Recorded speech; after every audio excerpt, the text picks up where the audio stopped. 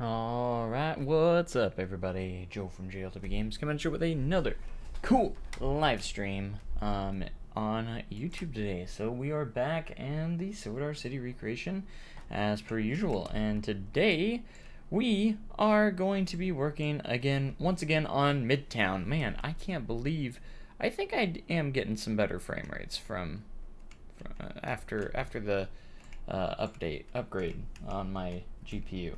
I don't know what I mean. I'm getting about 40 frames a second in this park, which is pretty top notch if you ask me.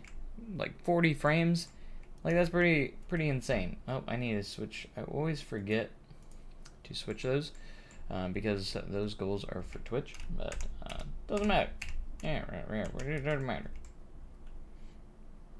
Alright, so today I think we're going to work on another building that's right here. I got a reference photo, and I'll also potentially use the videos that I have as well. It'll be pretty awesome. So yeah, let's go ahead and I'm going to turn the audio back on in the game.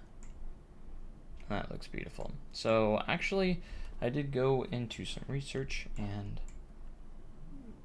I say researching, but it's not really research, it's just there is like this building's kind of like on a big structure, and going through here is all kind of like this big wooden structure that acts as kind of like a cover and everything. So I'm not entirely sure how I'm going to blend that very well into there, but we're going to find out. We're going to figure it out. But I think the perfect things for this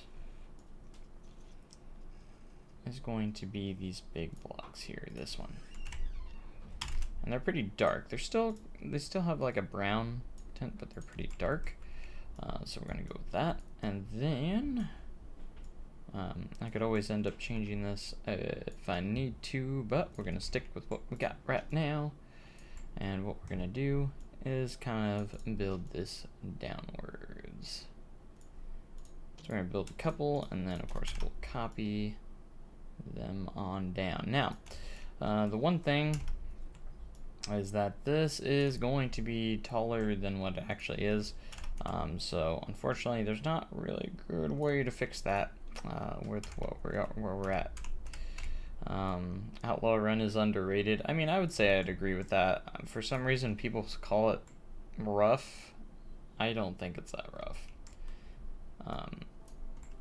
See, I feel like people confuse rough with something else. It's not like a glossy smooth steel coaster. I'm not saying that, but Outlaw Run is definitely not as rough as people make it out to be. In my personal opinion, but if you're in a wheel seat, yeah, there's a little bit there when you hit those little bit of bumps and stuff, which they're still not that bad, but it's still, I still wouldn't consider it rough as people say. My definition of rough, or the way I feel like a coaster's rough, definitely different than what Outlaw Run feels like. Outlaw Run, like you said, has that more out of control feeling. Yes, it shakes. I wouldn't say rattles or shakes. I mean, it's kind of it just kind of has that, but it's not like bumpy shakiness, as in like you're going up and down. It's more of you're kind of getting rattled in your seat. And it's not like again, not kind of like a roughness.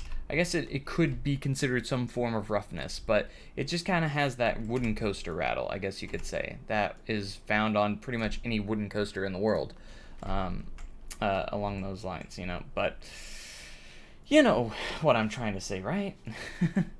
Maybe you don't, but I don't know. It's for some reason it's a slight pet peeve of mine when people say that it's rough. Because I'm like, is it though? It's not really rough. I was like, it's just a wooden coaster. You know, you're confusing the two. You're just confusing it. And yes, wood coasters can be really rough. But this is different. This just has the wooden coaster feel to it. Opening year, Outlaw Run was glossy smooth, just like an iBox track, regular iBox track. So just keep that in mind. It was that smooth at one point, but wooden coasters are supposed to feel out of control and kind of make you feel like, is this thing going to be held together, stay together? You know, that's what coasters are supposed to do. So, and I guess it's obviously not for everyone, you know. Not for everyone, but that's okay. You know, some people prefer very glossy, glass smooth rides, like a B&M or something. Me, I have no I don't have any huge preferences on that. You know what I mean? I don't have a huge preference on roughness or kind of that out of control feeling. I like intensity. I like out of control. That's kind of like my but I also can enjoy smooth rides. I enjoy most coasters that I ride, and that's why I love them so much. There are very few coasters that I get off saying I don't want to ride that ever again. Very few. That I don't care for, and one of those being Ninja at Six Flags St. Louis. I'll usually ride it once while I'm there, as long as it has no line, and then but anyways, stream's current. I got a warning up here. Is lower than the recommended. All right, let me change it so to the recommended then, I guess. I thought higher was better. It's not. I mean, the stream looks great, but you know, let me change that and see what it says. I love Ninja. Why? Ninja's so bad. It's just not a good ride. I've been yelling for years that they need to just get rid of that thing. I find very few people that even like it. And I'm not saying they exist, but I just don't like it. It's one of the few coasters I don't like at all. Like, I'm not saying like I said, I will ride it and everything, but I'm usually one and done with Ninja. I don't re-ride it over and over and over, like other rides. You've never had a bad ride on it, really? I've been going to Six Flags St. Louis all my life, and I've never had a good ride. It's built by... It's a Frankenstein between a Vekoma and Arrow. So, not a really good thing, in my opinion. I love Arrow. I do enjoy classic Arrow coasters. That's just one that I just can't get behind, though.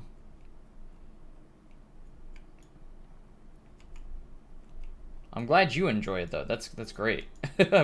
I know those people exist. I'm not saying that, but that's just one thing where opinions just can be different.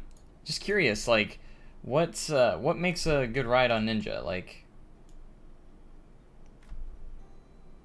I wouldn't say Ninja's very... Last time I rode it, it wasn't rough. A lot of people say it's rough. I wouldn't say it's too bad. I've definitely ridden rougher rides, and by far. I don't know, just something about the layout I don't care for, and the transitions just, especially there's a transition or two that just doesn't transition well on some of them, and it just takes away from it quite a bit for me. Just the transitions kind of just aren't good. But again, my opinion, but usually go in the back. I usually just go to whatever row that is currently available, because I just don't... There's some coasters I don't really have a preference where I go on, whether it's front, back, or anything. There's some coasters I just do not care, and Ninja's one of those. And then there's some I do have a preference on. It's actually going pretty good so far. See, we want to blend this up, and that way it's not an awkward, like, cliff anymore. It's so overhated. I'm kind of in between on there. I think it deserves some of the hate, but again, I don't really care for it. But I can understand why people hate on it so much. But you know, I think people just over hate stuff in general. When a coaster is more like, I hate the most is when people get mad at someone for liking a coaster that most people don't like. That's what I hate. Because I'm just like, they enjoy the ride, you don't, who cares? You know, it's not a big deal. You know, let them have their fun. If they like the ride, that's totally okay. Like, I like that you enjoy it. That's awesome. But for me, I can't find much enjoyment out of Ninja. Everyone's got their own stinking opinion, you know? Don't hate people that like certain rides. You know, don't hate on them. They're just enjoying a ride. Why is that a big crime? I absolutely hate that. Had some odd rankings. I'd say most of my rankings are fairly like with most people, but for the most part, I guess you could say. Like, Steel Vengeance is my number one. Maybe an unpopular on my odd ranking is I have Maverick at number 2. A lot of people have Maverick, I think, in their top 10, but usually not rated that high. I absolutely love Maverick. And I actually had to think about it when I first rode Steel Vengeance a few times. There was a part of me saying, you know, I think Maverick's number 1 still. But after riding Steel Vengeance a few more and getting my thoughts together, I did end up having it surpass Maverick just slightly. On mine, so. See, I have points. I've had people ride Outlaw Run that rate Outlaw Run over Steel Vengeance, and I'm sitting there like, how? I'm like, I get people have their own opinions, and like I'm not giving hate to them, but it really baffles me, like, how do you rate something like Outlaw Run over Steel Vengeance? I'm like, because people have different preferences, right? And I think I've asked one of them before, and I think most of them say the same thing, that they don't like how long Steel Vengeance is, and I love long rides. I like how long Steel Vengeance is. And Outlaw Run's nice, short, and sweet, and it packs a really good punch. See, me personally, I like longer rides, so Outlaw Run isn't the most perfect ride. Outlaw Run, for me, would be a perfect ride if it had more elements, I guess you could say. But the pacing wouldn't be as good. You'd have to make it taller and change the entire layout. So, you know, it just kind of depends, you know? And I love Voyage myself. I got Back Row Night Ride around a month ago and pushed it up there with Voyage. I just saw the word Voyage and I was like, oh, I love Voyage. One of my favorites.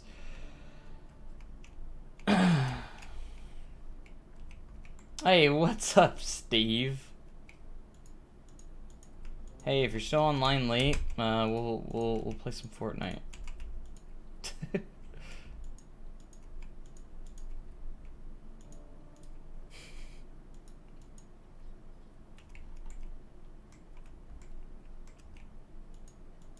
I'll actually play this season. Maybe I'll get Battle Pass. Fire in the Hole, best coaster on the planet. Fire in the Hole number 1, baby. Steve, don't you like Outlaw Run more than Fire in the Hole, though? I mean, Fire in the Hole's going bye-bye in a few years, but... I actually, when I drove past the back parking lot where the new one's going, I can see they're actually ripping out that parking lot there. It looks like they're actually working on it right now. Like, they're getting the land prepped for it right now. They have tons of fences up around that area, too, so... I think it's actually underway right now, which is pretty exciting to see that. So, new RMC, new coaster type. Not RMC, no. Not RMC. But it is going to be behind Fireman's Landing. There used to be an old employee parking lot that's not used anymore. That is where it apparently is going. You can already see the construction going on. They are actually clearing that area out. They're actually working on it right now, which is awesome. They broke ground last week. Yeah, I saw like a lot of like construction vehicles over there and stuff. So I think they're actually breaking ground right now and actually getting it prepped. So I'm going to very much suspect a 2023 opening year, because obviously it's going to be under construction all of next season. It's not going to be done by next year, because a lot of people see, oh, they broke ground, so it's opening next year. No. Usually SDC takes about 2 years on their projects. They broke ground for Time Traveler in 2016, 2 years before it opened. So you can usually see the trend there. So I think the new Fire in the Hole is going to be 2023. It's going to be awesome. See, keep the same atmosphere. From what I hear, I've heard back and forth that there's not going to be any bald numbers anymore, but now I've heard lately that there are still going to be bald numbers. And so it's probably still going to have the same storylines, so everything's just going to be updated. And from what I've heard, they're going to bulldoze the old building down and use that space as a new train station. So that is the rumor, and who knows, might open up this area over here where the current train station is. It just can't handle crowds anymore like it used to. Since SDC's crowds have gotten up, it can't handle it anymore. It's just like the line for the steam train during Christmas will go all the way back here and start going down the corkscrew path. It's not good. And like Steve says, Steve actually works a lot at Fire in the Hole. I'm sure he doesn't care that I say that, but so he knows a little bit. I'm hearing about a $31 million budget, which is cool. Same trains, but upgraded. See, I keep hearing potentially Gerstlauer is going to be that manufacturer. So Gerstlauer is going to be our guy. They keep saying a German company. I could say see Gerstlauer or Zier. Those are my top two picks of who I think would be there. Gerstlauer or Zier. And I'd say Gerstlauer would be the first pick.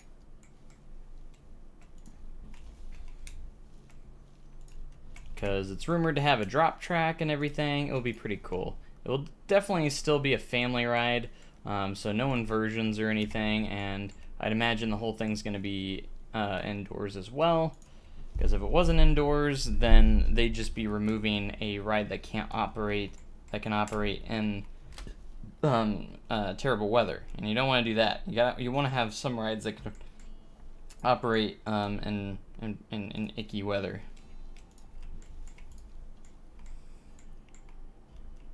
Otherwise, it's not a good thing.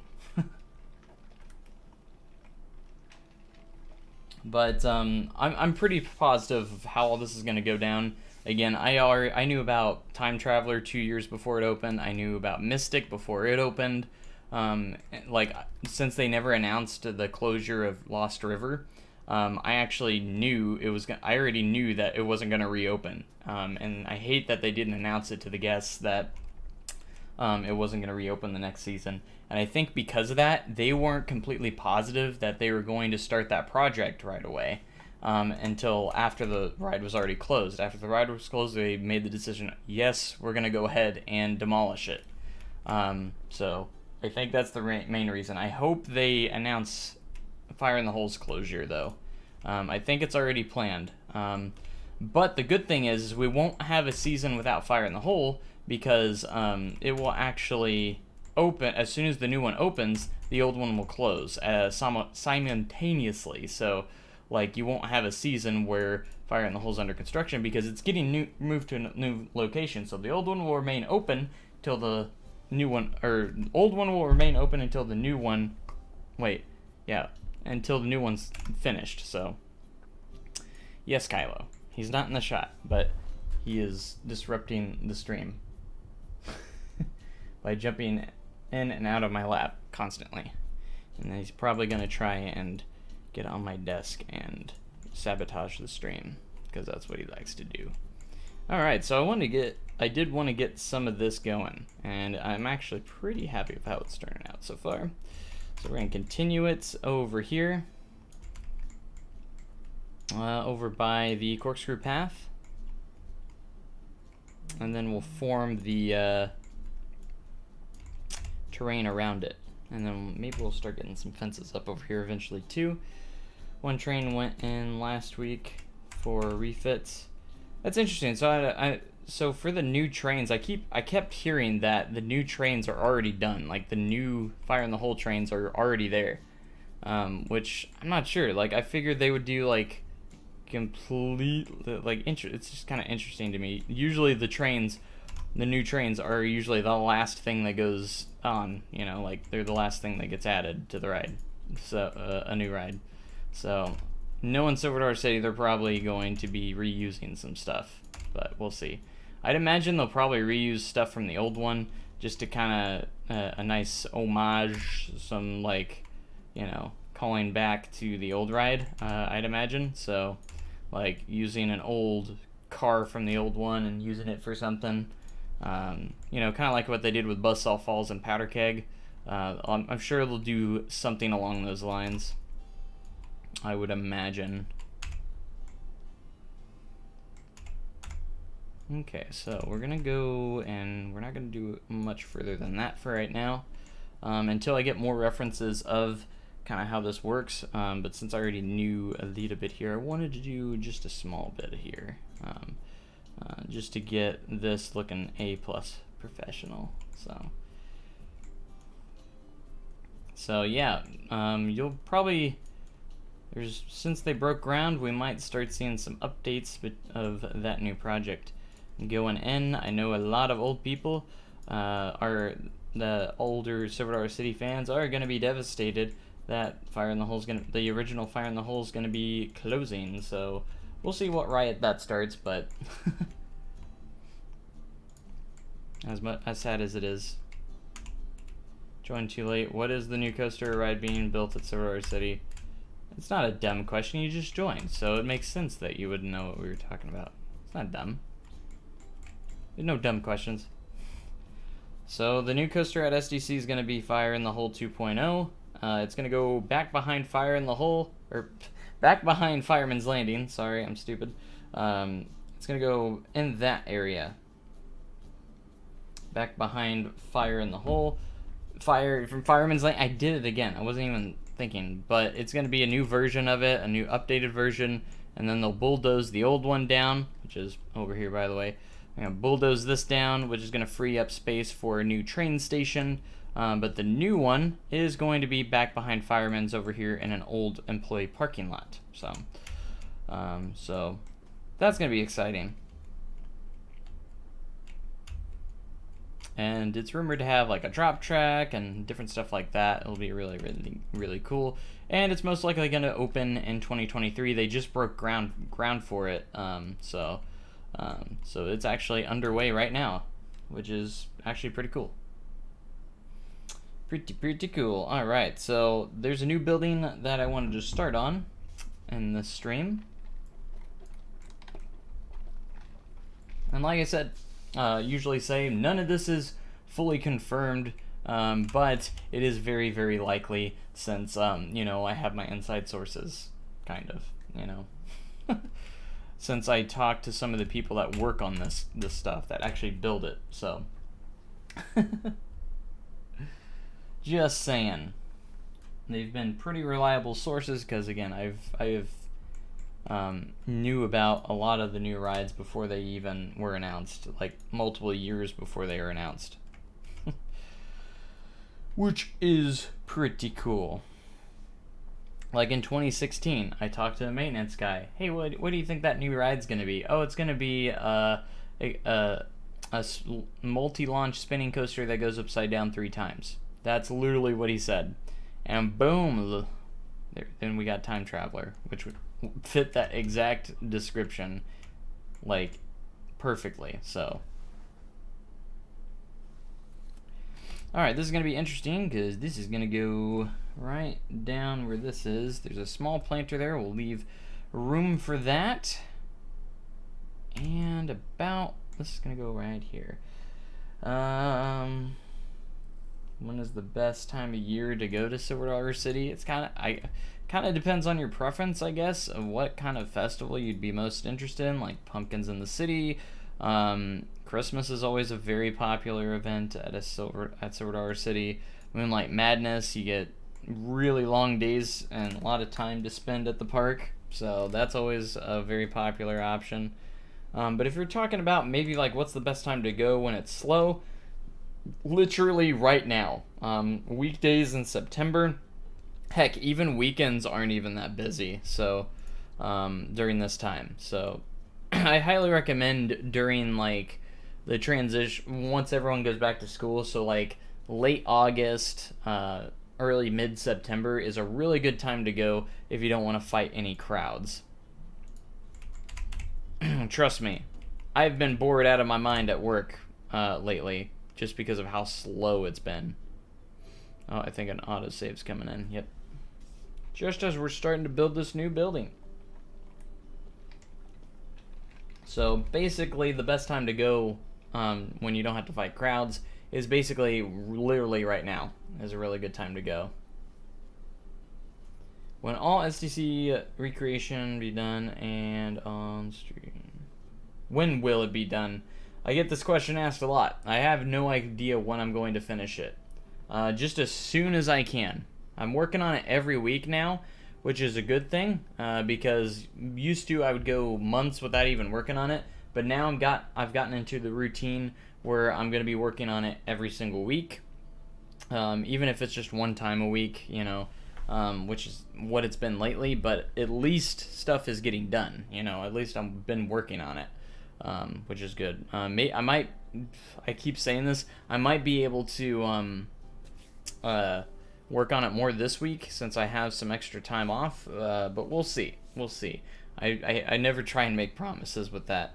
I just say I might be able to if I find the correct amount of time to do it. So yes, Kylo, you're the star of the show, aren't you? Yeah, you gotta be the star of the show. There's your tail. There's your tail with the trimmed down spot right there because the vet decided to do that when you were having problems. Yeah. Hopefully your hair grows back. Oh, we're back. We're fine again. Sweet. Let's go about right here, except this one needs to be kind of a faded red kind of color. Oh, that's way too bright.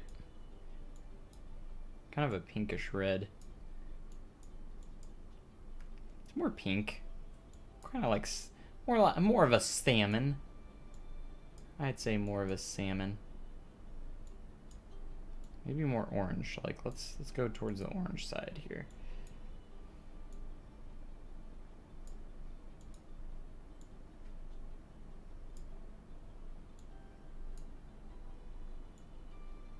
There we go.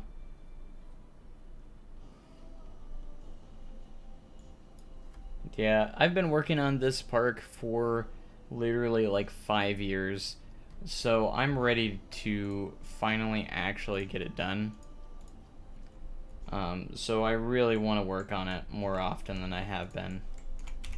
Like this park honestly probably should have been done a long time ago, but since other projects got in the way and I never got to do it as often, or I never did do it as often as I should have, but you know, it happens. And then, but hopefully, like I said, we're gonna hopefully change all that to where we're working on it every week.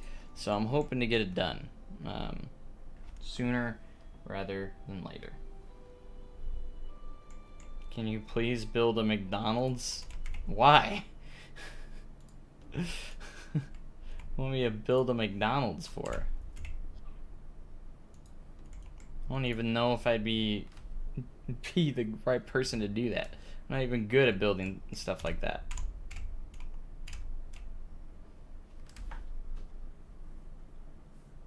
Alright, we do have to make our steps up to this. I don't know if I'll make this a functional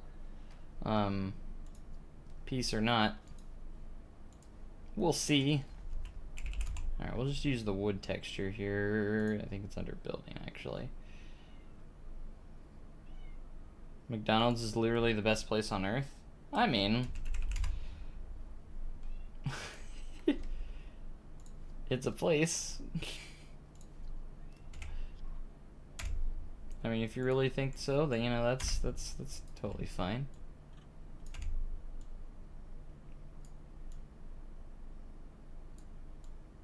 Whatever, whatever makes you happy. I mean, if it makes you happy, then it's great. Did you know that McDonald's is the holy food chosen by Jesus himself? Did Jesus really like McDonald's that much? I don't think McDonald's existed back then.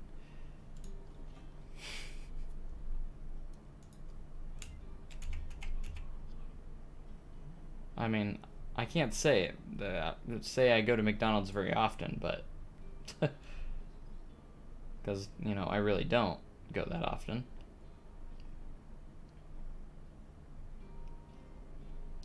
Oh man, let's see if we can change the height here. We want to go, we'll go about right here. That should be where we want to go, roughly. But we'll see. McDonald's greater than Soda City. Alright, nah, yeah. I wouldn't say that. But, you know, whatever. Whatever floats your boat, man.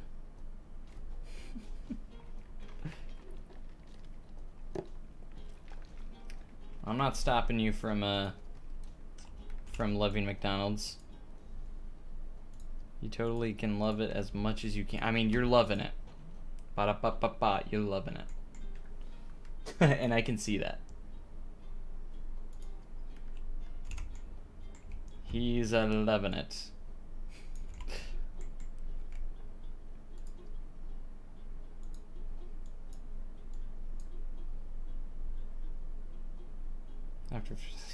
Can you build McDonald's land? Just an entire build. Just an entire park themed to McDonald's. An entire park themed to McDonald's. We gotta make it happen, right? And the only food place you can get is McDonald's.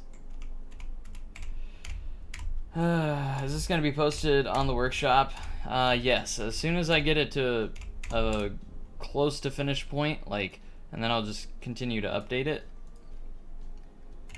But it's not to the point where I want to release it just yet. So I don't want to release a half-done park.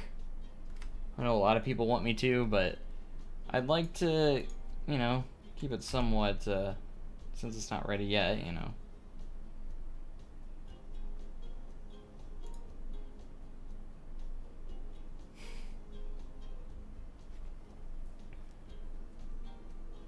Can you show the rides? Man, this always happens in a live stream. I know people want to see the park so bad, but I'm like trying to get so much done, and then I ended up not getting much done because I have to show everyone the park. I mean, I'm not blaming anyone. I'm just like, I know everyone wants to see everything. Give me a little bit. Just give me a minute. Let me finish this up real quick. Or let me finish up. Let me get to a stopping point, and we can check out a few things real quick. I'm not going to take too long, or I'm not going to spend too much time though, so that way we can keep stuff going. All right, let's make this green. Keep my phone on. A log ride and secrets. Wait, what are you saying, Steve? What rides do I have? I pretty much have all the rides. The only ones I don't have are the small rides and Fireman's and Grand Expo, but all the major rides are already there. They're not all completely done, but like all the coaster layouts are done and stuff like that. They just need like scenery and stuff mostly. Is there a McDonald's in Soda City? No. There is not. They do all their own food, which is, I have to say, is most of their food's really, really good. Like, top notch good. Like, pretty stinking good. I might actually put these just on top. Would make the most sense. I didn't think about that. For whatever reason, I didn't think about that. Oh yeah, I do have the reshade video. And there's more of that to come, and I can't wait to use some of these other presets. What is it set to right now? Let's see. I have it set to main. Default preset.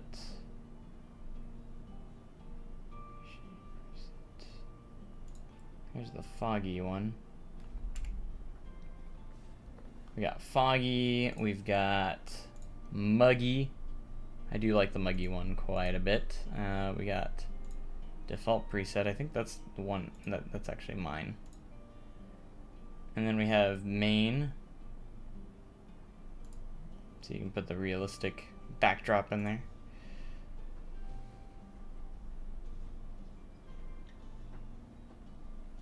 Mod wouldn't work for me. It didn't work for me at first either. It's kind of difficult to figure out, so if you mess up anything, it's really hard to undo it. And yeah.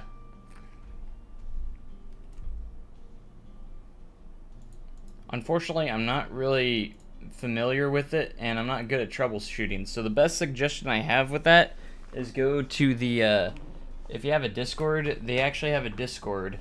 The people that made it and everything. It's a really good idea. You can maybe go in there and they can maybe help you out a little bit more with that. So, because I get people asking me all the time, I really wish I could help them, but I really don't know what to do, you know.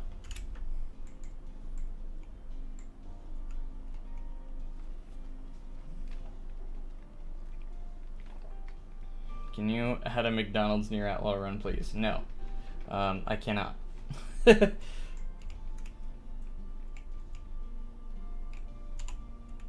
May crash people's games on people with mod included because he has LSMs on the River Rapids. It shouldn't crash the games actually at all. I'm gonna do some intensive testing with people that do not have the mods. I have tested it before. If you do not have the mod, it will still work. You just can't build that stuff because that code and stuff is already in the game. So like for like that, you just can't build it on rides and stuff. I'm not saying it won't crash, but as far as I know, it won't. I'm definitely gonna test it out and see what happens. And if I have to remove some of that stuff, you know, like LSMs on the rapids, I will do it if I have to. But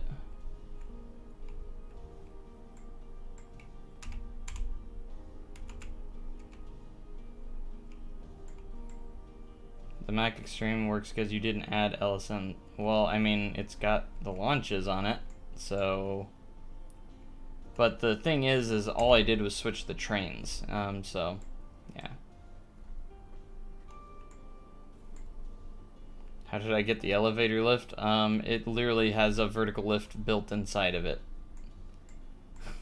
If you look really closely on the inside, it's literally a vertical conveyor belt lift.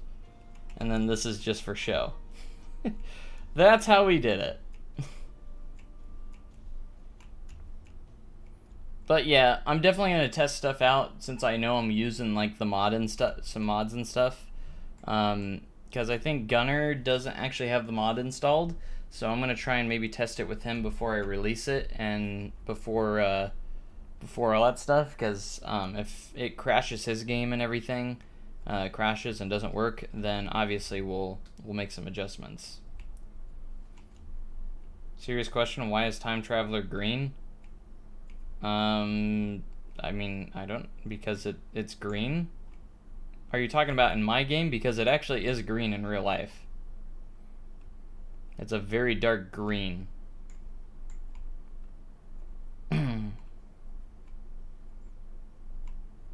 Some people think think it's black. No, it's a very dark green. It's kind of hard to see in the photos, but like in real life, it is green.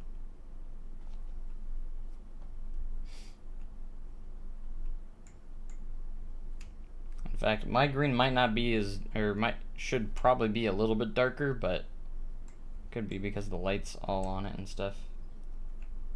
Have I ridden Time Traveler? I mean, I opened the ride, so yes, I have. I rode it before everyone else rode it. I rode it in February 2018 was the first time I rode it, before the park even opened. Do they have an RMC there? Yes, they do. Outlaw Run. The ride that I currently work at right now. Right here. An RMC topper track.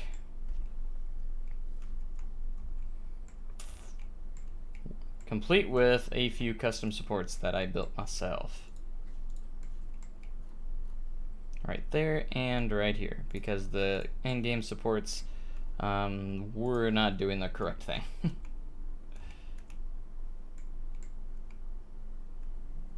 Oh no, there's gonna be so many cinematic videos when this is done, you won't even know what to do.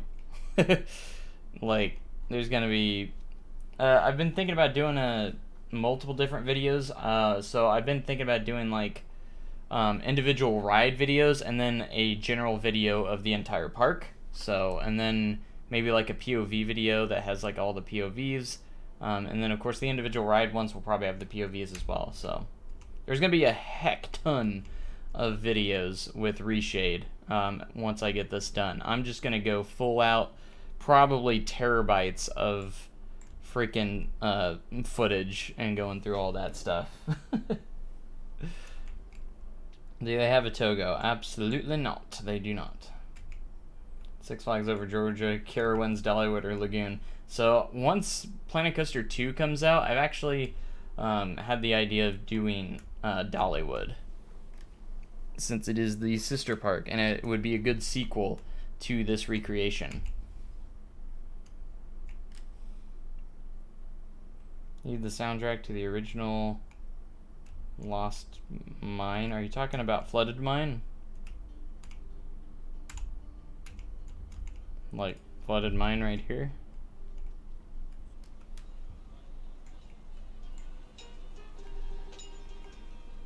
Bum ba-dum ba-dum bum bum.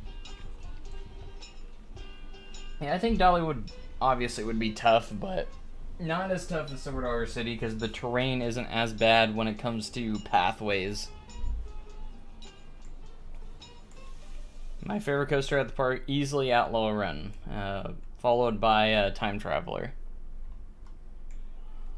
And in case you haven't seen this before, we have all custom audio on these rides. So custom lift hill audio. So the lift hill that the audio from the lift hill you hear is actually taken from the ride itself. So like, this is Outlaw Run's lift audio. It sounds like it's actual lift.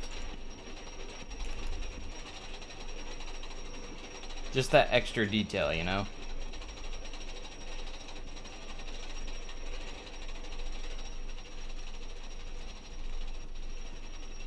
I mean, you don't have to donate to me, but there is a link down below if you really want to. If you want to do a donation, or you can literally do bits or anything like that, but that's all up to you. Not expected, but definitely appreciated if you do. But there should be a donation down below. I have to update all my stuff down below because my specs are different now and everything else is different. I actually should probably do that this week, since that's all, wait, no, donate. I'm stupid. I'm not on Twitch right now. I'm on YouTube. Duh. Just kidding. You promised to buy McDonald's with it. I think there's the way to do it on YouTube is like super chat or something like that. I think that's the only way you can do it. I think. I could be wrong. I'm not entirely sure how all that works.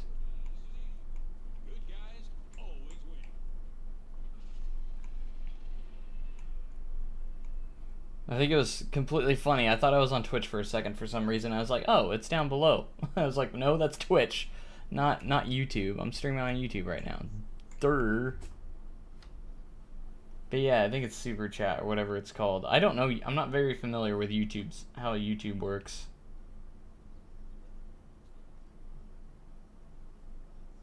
You don't have the donate feature on? Hold on. Live chat. Slow mode, redirect. Let me look real quick. I don't know how it works. Because I hate how YouTube like will turn stuff off. Even though when you turn it on, it will turn it back off next time you use it. Which is obnoxious. Like when I go to monetize stuff, it automatically turns I have to change it every time. Let me go to stream settings and see. I'm literally not seeing anything for like live chat and stuff. I don't know how it works. Manage. I can't go there. It's probably under that, but I can't go there unless I end the stream, which I don't really want to do. I'll figure it out for future reference, though. Personally, I can't feed you McDonald's. Kind of creepy and weird, but you know, if it means free McDonald's, I mean, I guess so. Wish you had a workshop for Intamin launch. Well, it will be on the workshop. It's just not done yet. That will be on the workshop as soon as it's finished. Which hopefully I'll get another episode out this week. That's my hopes. Like how the train goes under Outlaw. Yeah, it's pretty cool. I don't know how it works either. There's a tab that says manage, but it won't let me click on it because when I click on it, it says I have to end the stream to access it. So I probably would have to end the stream to even do anything. So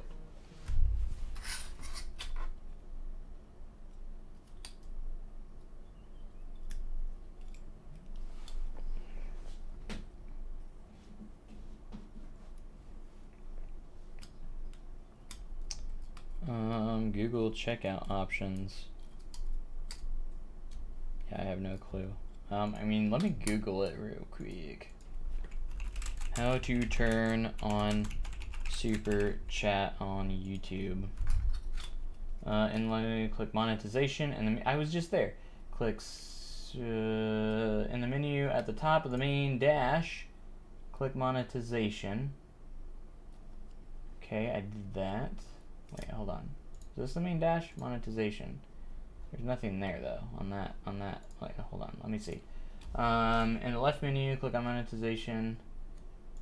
And oh wait, no, there's nothing there. Not there.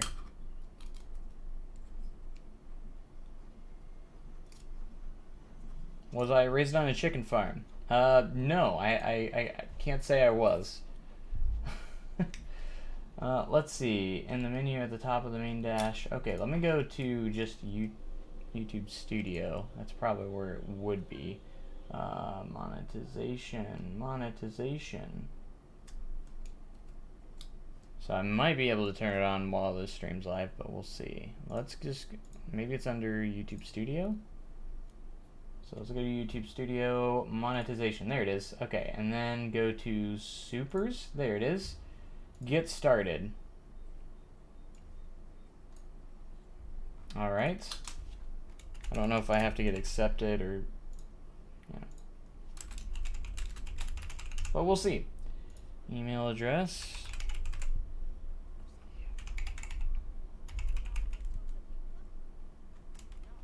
Put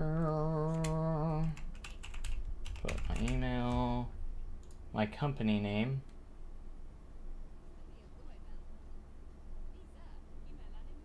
If you don't represent a company, enter an A. Okay, so I don't represent a company, so I guess I just put in A on here.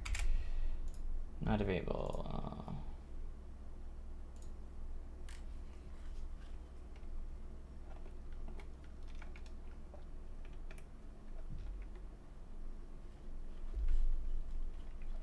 All right, super chat.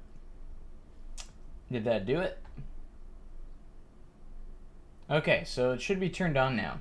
So if you guys want to try it, I don't know if it takes a minute, but I think I just turned it on. If anyone wants to see if that worked now.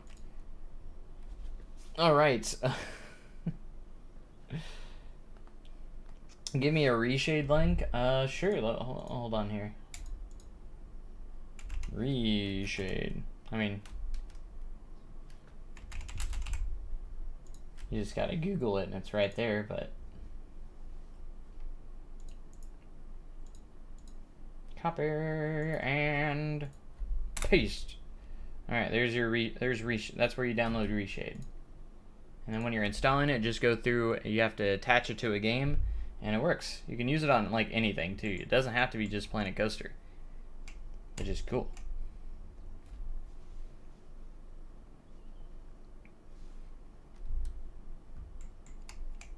Enable donate on YouTube. So, do I have to do anything else?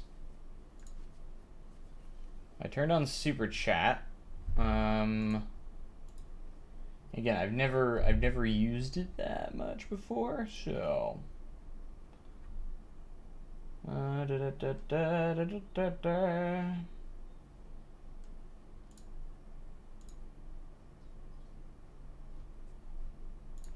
Because I'm not familiar. I'm more familiar with like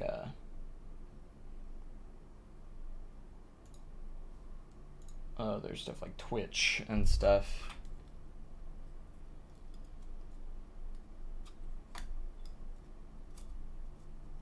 Let's send on stream. I don't have like any alerts set up again because I haven't again, I hadn't set up super chat or anything yet. I haven't set up any of that stuff yet. So I never had any alerts made just yet. Not seeing anything. I don't know how it works again. And again, it might not be until like our next stream or so before it will actually work, since I just turned it on during stream. Or I mean, you could always try and maybe refresh the stream and see if that works, but super membership, video advertising.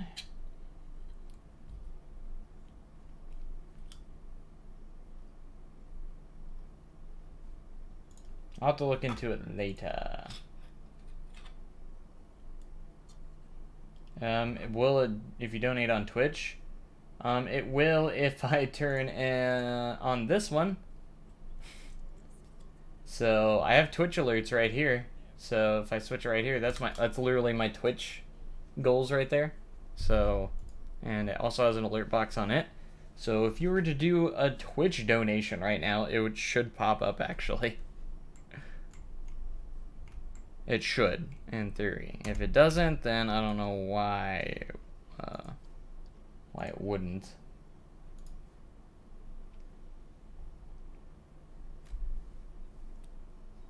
Bum, bum, bum, bum. I'm not sure if that's a separate alert box, though. I don't think it is. It should be the same.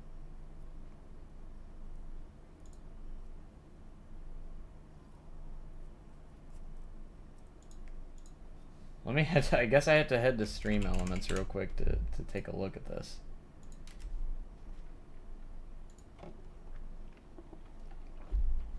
Just to be sure.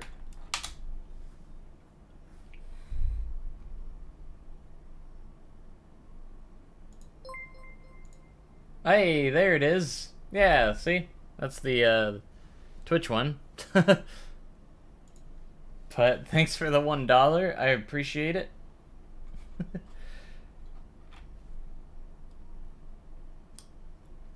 Should go stream on Twitch. I'll be on Twitch tomorrow night.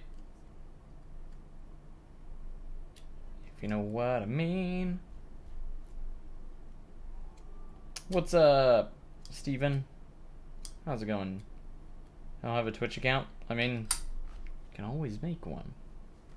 I know some people don't like Twitch, but you know. Because I'm streaming on both platforms to try and satisfy everyone, if I can, as many people as possible. I guess I don't really need to do this because this is gonna have a planter next to it. So, hey, what's up, Noah? Also here, long time no see, indeed.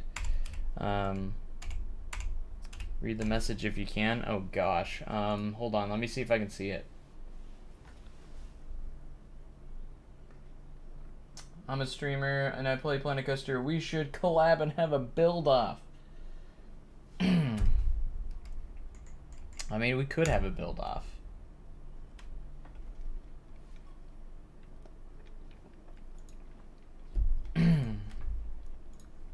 Don't know how we would or what we would do, but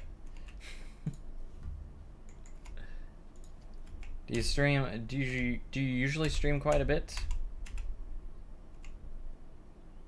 Cow Goes Moo says hi. All good in Australia? Nice, in Australia. Sweet. Let me see. Yeah. What was I gonna do? Oh, my screen went off. Turned off. which is not good. Wait, what just happened? I accidentally pushed a button, I think, and now it's probably gonna freeze the whole entire game. Okay, it went to options. It's probably, I always hit the save button by accident, so now it's gonna take forever. Stream on Twitch, alright. I stream on Twitch every Tuesday, and then YouTube every Monday. You ever do the Channel 5 contests? I don't usually, no. I was featured on there not too long ago with my Westwood build, my Westwood Park, which it was an old build, like it was the old version of it, which kind of made me cringe because I'm so much better than what was shown. How do you make realistic builds? Well, the best thing I could say is definitely find some inspiration and stuff. But hey, there's the follow on Twitch. Appreciate it. Definitely find some inspiration. What the heck is this doing? I don't know what I hit, but it's like frozen Planet Coaster. Probably the stupid save. But yeah, find like a something you want to inspire whatever you're about to build off of, you know. But yeah, do all that. I got it to go again. And then you know, just basically kind of base that building off of it. So kind of like what I'm doing now with the recreation is recreations are very nice to help your skills, because if you try and recreate something, you'll get more of an idea of what's more realistic, you know? So doing this is definitely great.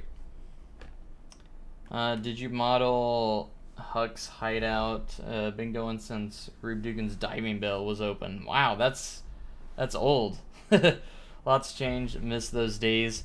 So yeah, Tom and Huck's is basically just River Blast now, which I haven't really done much yet, except made a little bit of the layouts.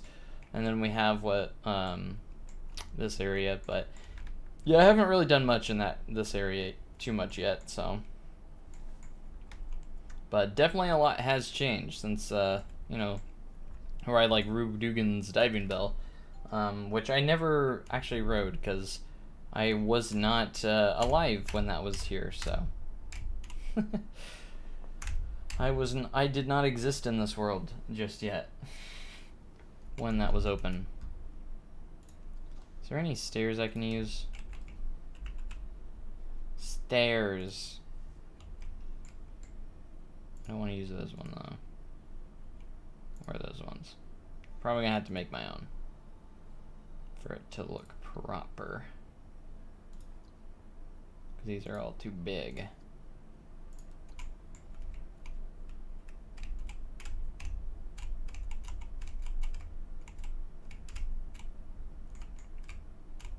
Let's see, I kind of want to work on, do this little planter right here.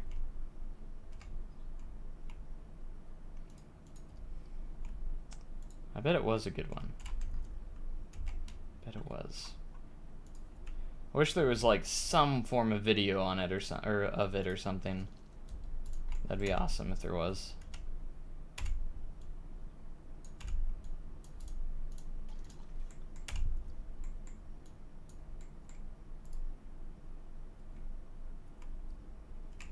Would love to see the pieces you used on Outlaw's custom catwalk. I think it was basically art shapes. Gosh dang, autosave. Autosave's so poopy sometimes. Alright, let me change that back. I demand a Halloween month special. Hey, what's up, Farley? What are you doing in here? Each week, make a spooky SDC ride recreation where guests aren't meant to come back whole.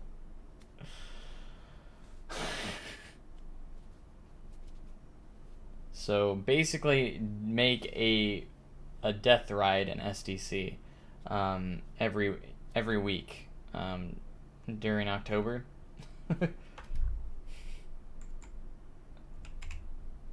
Do you use Theme Maker's Toolkit? Yes, I do. Very much needed for a build like this, in my opinion.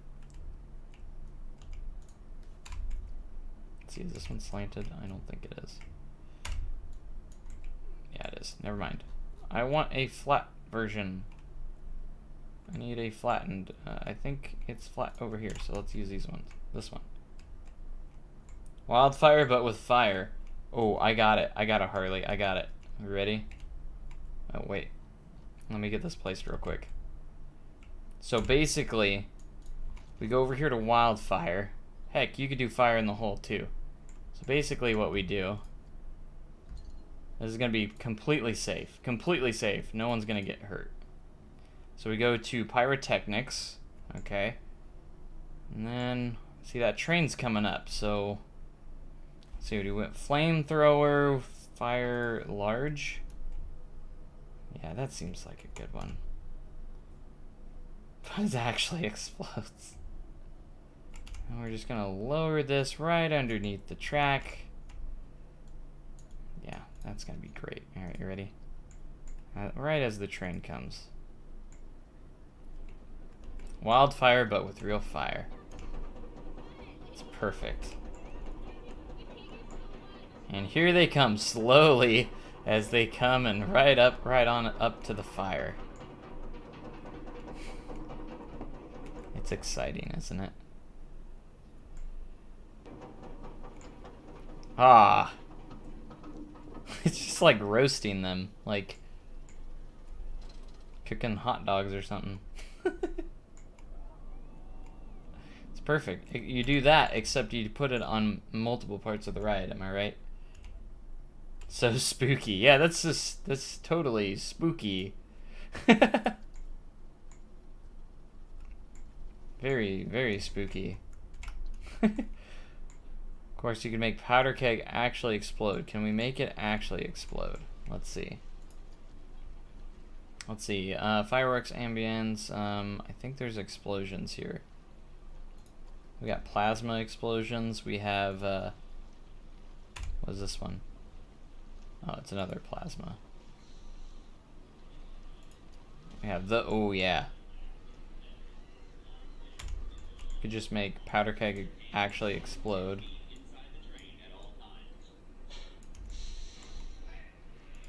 No, you can't. You could sink it as well with the track, so it explodes as soon as it. No, but constant explosions is what we want, right? Oh, huge explosion! There we go.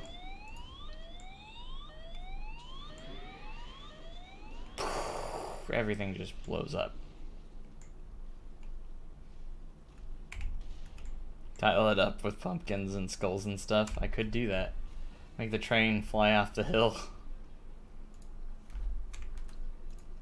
You know, I'm glad there's an undo button, because, you know, just saying. But all these guests, too bad you can't open it with the guests on it, like the old games.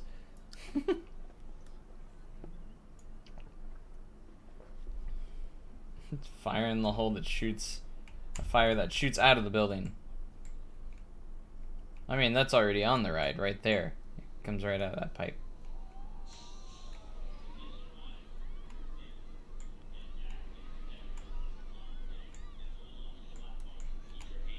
Arms and feet inside the train at all times. Hey, that area is restricted. You smell smoke? Look out. She's gonna blow.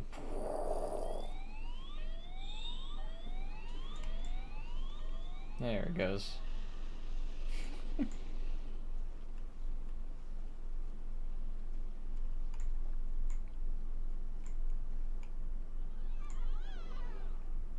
I still can't believe all these custom supports that I did.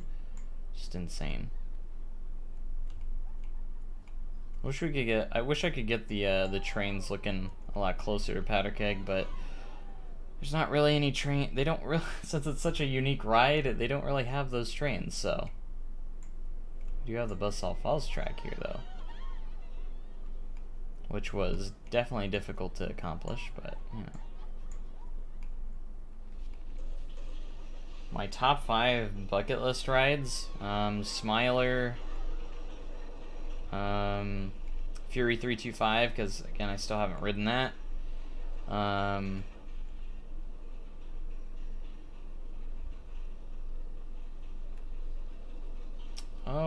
what else? It's hard to really pinpoint. I guess I could say Terran would be another one. What are other ones? I can't really think right now.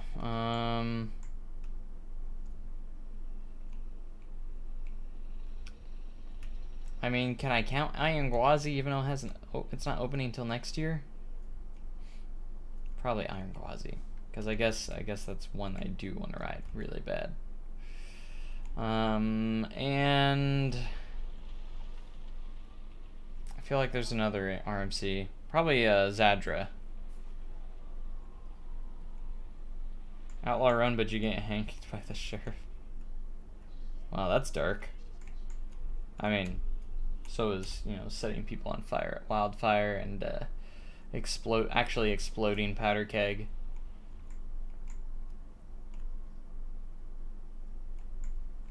I guess you could say that that's also dark, but you know, minor things. Just minor, just a couple minor stuff. I love that I'm still getting some playable frame rates in this.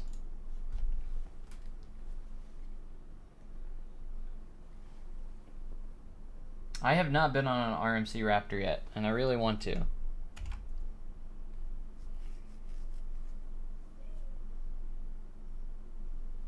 I really want to, though.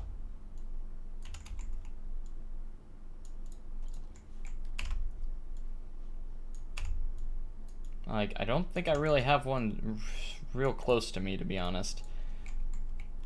This is the only thing. I think the closest one for me would be Wonder Woman in Fiesta, Texas. I think that's the closest, and that's still probably 8+ hours away from me. But I haven't been to... Only Six Flags I've been to is Six Flags St. Louis, so...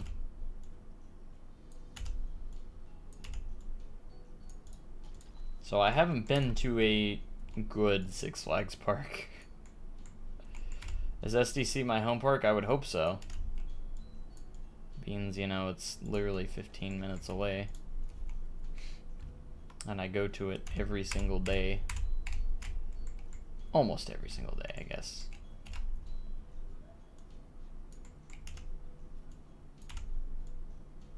Bum, bum, bum, bum.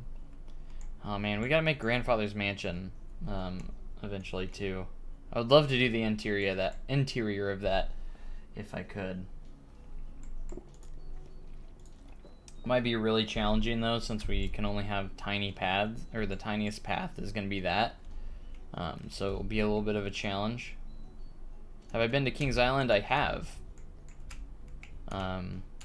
I went to Kings Island last year. I've been there a couple times, but I went the latest I've been there, it was last year. Went and rode Orion, which was my first B&M Giga coaster that I've ever ridden. Not my first Giga coaster, but my first B&M Giga. And I'm hoping to ride Fury soon. I'd love to ride Fury. I really, really want to ride Fury.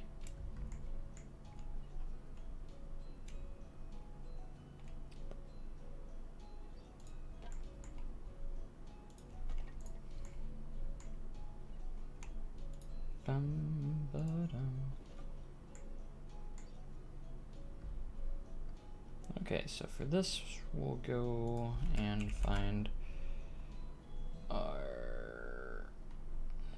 this one. Let's do a half piece. Half.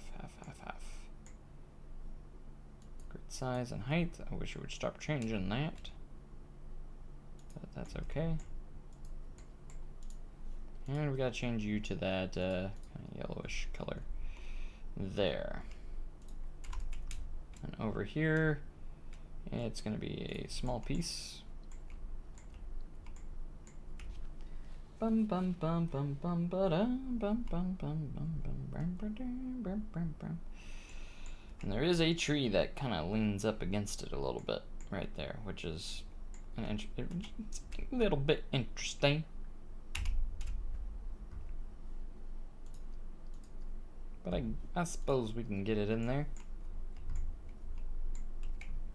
Let's see what tree we can put in. What tree do we want today?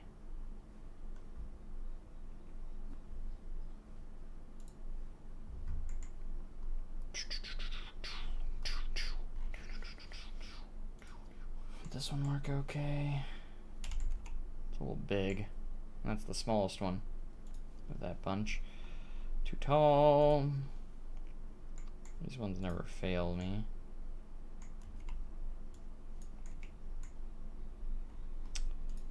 Typically don't fail me. I feel like this is a good one.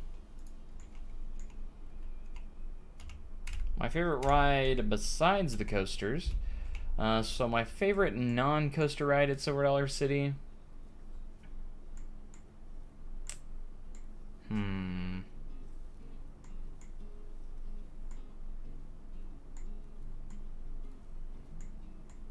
looking around the park now. It's got me thinking. I don't know. I like Barn Swing. I love myself a good S&S Scream and Swing.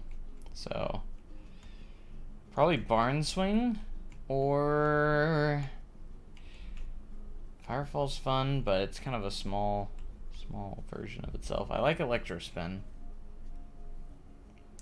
And then, you know, just Flooded Mine's a good ride. Needs updating, but it's a good ride. Oh gosh, I would say probably either between Mystic River Falls and Barn Swing.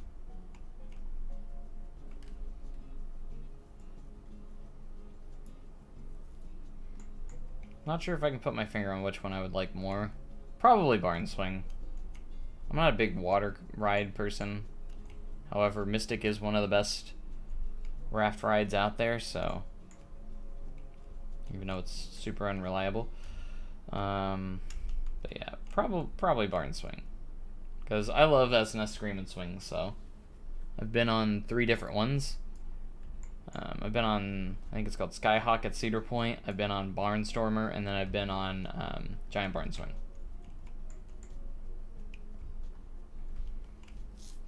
And Skyhawk is a bigger version of those because that's the bigger model, and Barn Swing and them are actually the smaller versions. They're a little bit smaller than the bigger ones, so obviously.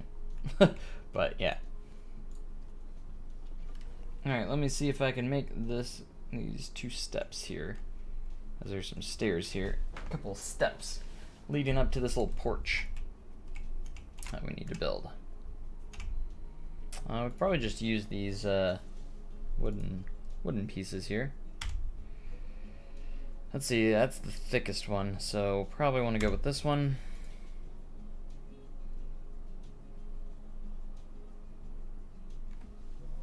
Mystic is my favorite ride at the park because I'm afraid of heights, so most of the coasters I haven't rode yet. I mean, if you're looking at getting into coasters, I mean, you can kind of work your way up. Probably start with like Thunderation or something. If you're looking into riding some of them for the first time, obviously start at Thunderation, because it's got a pretty decent drop at the end for what it is. And when you're up there, since there's so many trees around you, you don't really get that sense of the height as much as you think, because you're kind of built on top of a hill, and it doesn't sit too far off the ground. And with all the trees around you, you don't really feel too high off the ground. It doesn't feel super high. Some of the other rides, on the other hand, like Wildfire and Outlaw Run, those are probably going to be the ones you want to ride last, because you definitely kind of feel like you're high up in the sky on those. But you knows.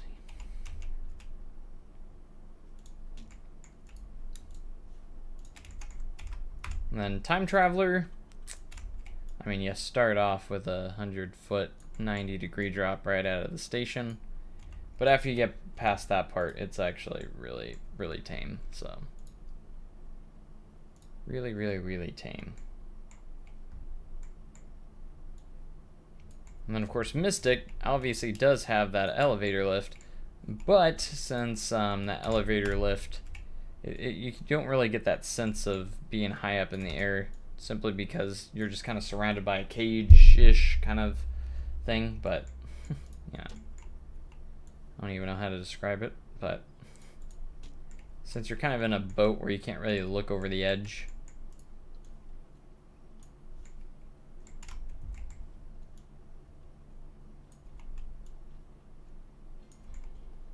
All right, and there's our steps.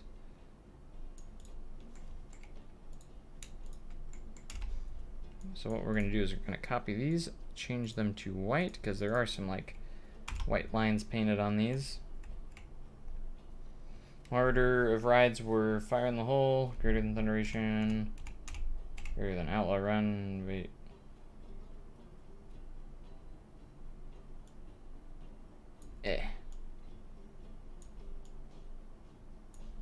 To grab this one.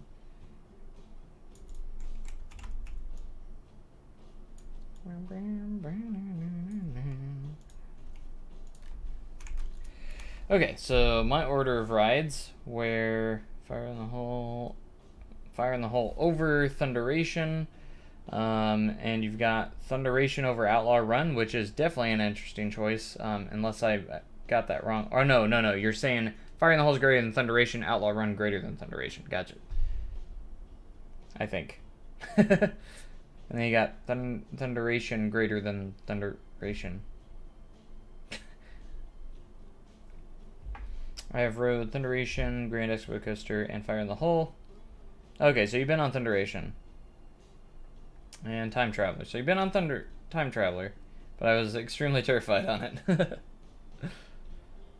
Gotcha. Another good one, probably to work your way up, would definitely be Powder Keg. It's not super tall. It's like 100 feet. 110, I think, is the highest point on its lift hill. And its drop is really tame. After you get through that launch, it's so tame.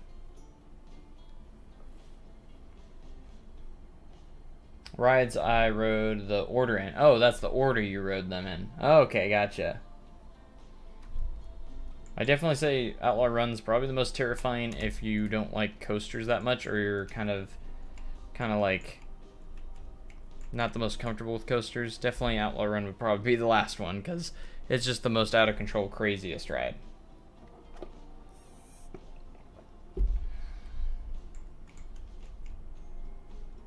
Favorite ride in the park is Outlaw Run. Definitely my favorite too. It could be a little biased, obviously, just a little bit. But then again, I mean, it's the best one. Let's be honest. I saw a comment that Silver City posted. It was like some sort of POV of Outlaw Run and some guys screaming really loud on it. And someone in the comments said Outlaw Run is the worst ride in the park, and I'm like, I didn't respond, but I was like, bruh, the worst ride? Really? The worst? Who would say Outlaw Run's the worst ride? The worst ride. I couldn't believe my ears. Well, of course, it was in a comment, so, I mean, I didn't really hear them say it, but I still couldn't believe it. I get it. Some people don't like it because they think it's rough. It's not rough. It's out of control. People get that confused sometimes. I don't know why, but they get it confused. Difference, bruh. There's a difference there. Just saying. Difference between out of control and rough. I've been on rough rides, trust me. Mean Streak. Gosh, I never rode that again. My first ride on Mean Streak was my last ride on Mean Streak. Is that bad? What did I spill on my... Oh yeah, I spilled some soda on my phone earlier. That's probably what that's from.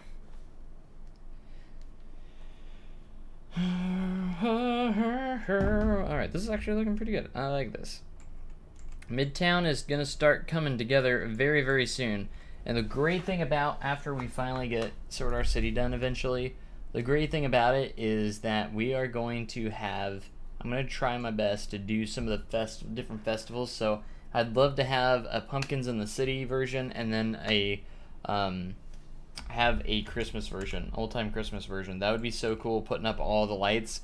It'd be a pain in the butt and take a long time, but actually I don't think it would take as long as I would think. And then of course I would have to figure out what to do for the giant 8-story tree here. But yeah, putting up the lights would be kind of a pain in the butt, but I bet we could do it with, you know, if you do like a couple buildings a day, you could probably get it done pretty quick. Number 3 overall. I think I have Outlaw Run ranked to number 5 overall in my top 10. It's still a top 5 for me. Let me see how I got my rank. If I remember, I got Steel Vengeance at 1, Maverick at number 2. 3 and 4 are always kind of. I've actually switched a couple times. At 3, I've got Voyage. 4, I've got Lightning Rod. Those two I've been switching back and forth lately. I just can't figure out which one I like better because they're both really good. And then number 5, I got Outlaw. Number 6, I think I have, Hagrid's Magical Creatures Motorbike Adventure. I know it's more of a family coaster, but I absolutely love that ride because of the theming and just overall, it's such a cool ride. Overall as a coaster, and I'm expecting Velocicoaster to crack my top 5, hopefully. Which is coming up in November, so we'll see how that goes. Number 7, Mystery Mine. I absolutely love Mystery Mine. I know a lot of people hate Mystery Mine, but I love Mystery Mine, okay? I can get past those sections that are a little rough. They're not that rough. Just people always over-exaggerate roughness, in my opinion, but... and then number 8, probably Diamondback at Kings Island. Number 9, again, I'm always constantly rearranging these, and every time I do a top 10, I always forget one that I really, really like. Number 9, I'm going to go Montu at Busch Gardens, and then number 10, probably Orion. But what are my ranks of Sodar City? Number 1's Outlaw Run, number 2 is Time Traveler, number 3, Wildfire, number 4, Powder Keg, number 5, Thunderation, number 6, Fire in the Hole, and number 7, Expo Coaster, because it's a kiddie coaster, so. That's my ranks for SDC's coasters. My number 3 are 1, Voyage, 2, Lightning Rod, and 3, Outlaw Run. That's a really good top 3. Voyage and Lightning Rod, my favorite wood coasters, and Outlaw Run's just right behind them. So, see, we're thinking alike right there. I always like Voyage and Lightning Rod. I keep trying to think which one's better because in my head, Voyage is the definition of a perfect coaster, and Lightning Rod just has that intensity and the quad down, the launch, everything is so amazing about it. But it's also a short ride. Voyage is a nice long ride. I like long rides, so that's kind of why I have Voyage in front of Lightning Rod right now. And Voyage is just, to me, the perfect coaster. Same with like Steel Vengeance. It's got the length, it's got everything. Maverick, Maverick has a special place in my heart, okay? I know some people wouldn't rate it as high as I do, but it's got a special place. Hagrid's, I really want to ride Hagrid's, but I haven't been able to go to Universal yet. My last Universal trip was in 2019, so I had the opportunity to ride it, I think, like 6 or 7 times. It might have been less, but we were there for 2 days, so, or multiple days, so I got to ride it around 6 or 7 times. The line wasn't even that bad, and it was opening year, so. Grand Exposition Coaster is the best in the park, obviously. Top 3 is 3 Storm Chaser, 2 Orion, 1 Lightning Rod. Nice. See, I love Orion. I think I got Diamondback just placed a little bit higher on it. I think I like Diamondback a little bit better than Orion. Not by much, but I don't know. I felt like I got better airtime on Diamondback. But Orion's still really awesome. I love the drop on Orion. That first drop, that Giga Coaster drop. It feels like it lasts forever. I can't wait to ride Fury though. So, really bad ride on Wildfire the last time I went. and moved it down to 5. Ooh, yikes. I've never really gotten a bad ride on Wildfire. It's just a really good, solid B&M sit-downs, in my opinion. You know, that's nothing too crazy. I don't have it, like, overall ranked high in my overall coaster rating, but yes, I do have to get on El Toro as well. I've never been to Six Flags Great Adventure, though. But that's definitely one on my list that I need to get to. I like taller coasters better than the smaller ones. See, I like tall coasters, but I also like small rides that stay low to the ground and stay fast. So I like one big drop, stay low to the ground, and have some intensity. That's why I really want to go to King's Dominion, because I feel like I would love Intimidator 305, because it has a 300-foot drop followed by literally just like speed. Like, it's nothing but speed and some crazy transitions that I feel like I would like, because that's what I love about Maverick, and everyone says it's like a giant version of Maverick that's just crazy. So I think I would really enjoy Intimidator 305, because it's kind of like my favorite type of ride, which is just intensity, insanity, and just like craziness. Last time I went to ride it twice and had a lot of headbanging moments. See, I never have any issues with headbanging on any ride pretty much ever, because I always put my head forward. I never give it the chance to bang my head against anything. That's literally the key of riding coasters that have over-the-shoulder bulky restraints or any over-the-shoulder restraint. Just set your head forward a little bit. Just control your body. Have control of your body and just take the elements. I know most of the rides I can handle that are rough or anything like that, or just have some moments like that. Just flow with the elements. It's kind of a weird description, but flow with the elements. Keep your head forward if it's an over-the-shoulder restraint. You know, that's basically my tips of riding rides like that. So, and then again, I've never had I've never felt like I need to put my head that far forward on Wildfire, because I've always thought it's been a nice smooth ride. You must have just went on maybe an odd day, maybe, where it was maybe running rougher than usual. Maybe it had like a unusual rattle. I don't think it really has much of a B&M rattle, but as far as when I've ridden it, but of course I don't ride Wildfire as much as, you know, say Outlaw Run, obviously.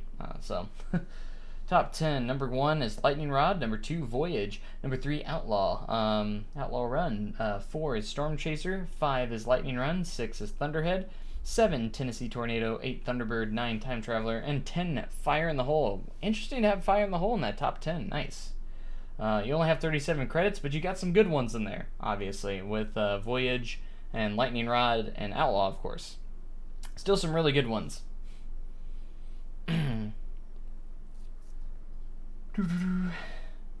So, obviously, it looks like you've been to Holiday World and Silver City, Dollywood, and Kentucky Kingdom. So, a lot of Hershey parks in there, and then Holiday World as well, which is cool. Really good parks. So you've been to one I haven't been, and that's Kentucky Kingdom. I'm hoping to go to Kentucky Kingdom maybe next year, because I'd imagine I get in for free. So now with the Hershans owning it, so my top 5 is Velocicoaster. Sweet, I'm jealous. Of course, I'll be riding it in November. 2, Sky Rush. I've never been to Hershey Park as well, and I would love to go. 3, Outlaw Run. 4, Time Traveler. And 5, Candemonium. So, yeah, I definitely get to Hershey someday. Top 3 bucket list coasters probably is Smiler, Copperhead Strike, and Hagrid's. Nice. Yeah, Smiler's one of those that I really want to ride. To say I've been on a coaster that goes upside down 14 times, and then I love the twisted, crazy theme as well. I love, for some reason, I love horrific like themes. I don't know why, but I love scary stuff. I love scary themes that just like are crazy, ridiculous. Copperhead Strike, I would definitely want to check out as well. And then of course, Hagrid's is just such a great ride with the theming and everything. Just want to go to Cedar Point before you die. I haven't been to Cedar Point since 2018. It's been quite a few years. I need to get back out there myself. But I just haven't found the best opportunity to go yet. So I'm probably gonna wait until their next coaster or something before I go back out there.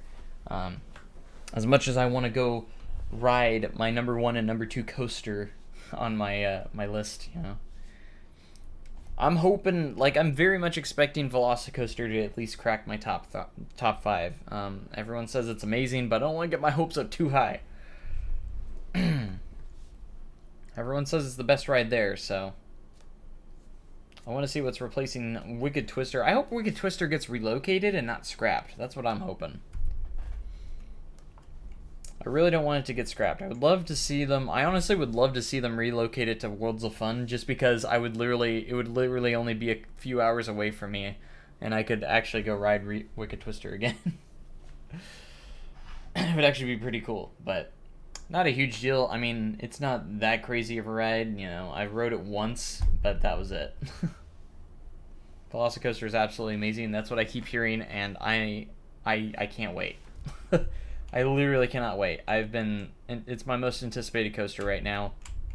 Because I'm taking a Florida trip in November. I've already got my everything booked. I already got my tickets. I already got everything. We're ready to go. We're just waiting for November.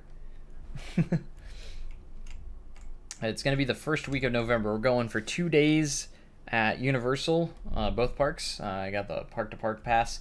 And then we're also going to Busch Gardens. Before we go there, we're going to go Busch Gardens first, and then we're going to go to Universal. So I was really kind of hoping that Iron Gwazi would be open by the time we win again, but unfortunately it's not going to be.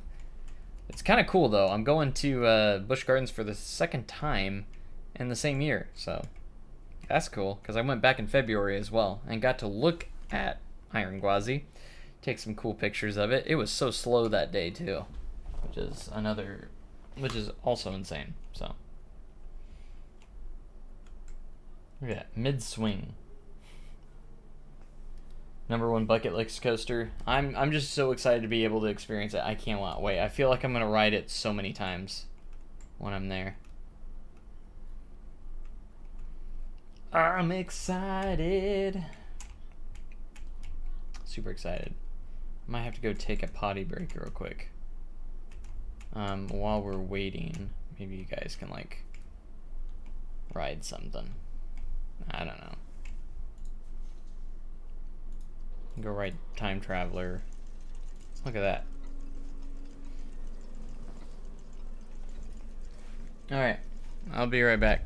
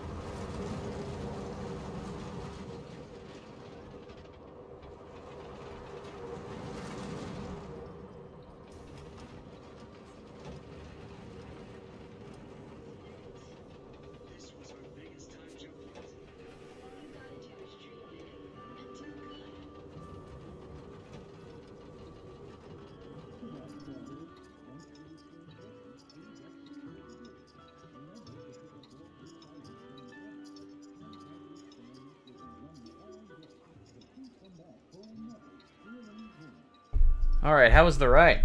Looks like we just got through it.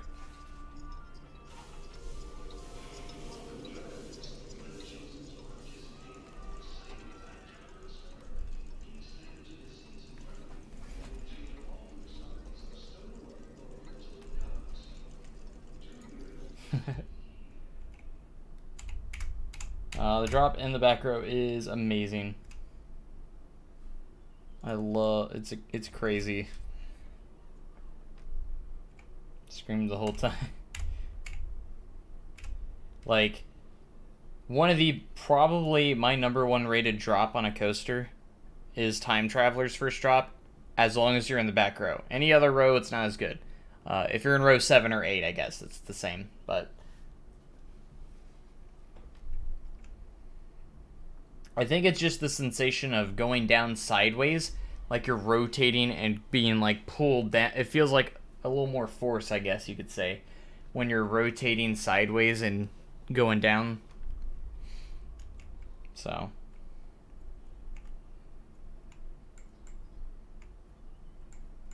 because the ride just gets rated a little bit higher, in my opinion, when you're in the back.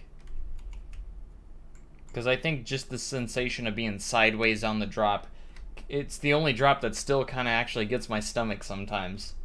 And most coasters doesn't get my stomach at all, like any. But Time Traveler in the back row, it's still kind of, I get that little bit of butterflies still. Even though it's only a 100-foot drop. It's just that weird sensation, I guess. Weird sensation.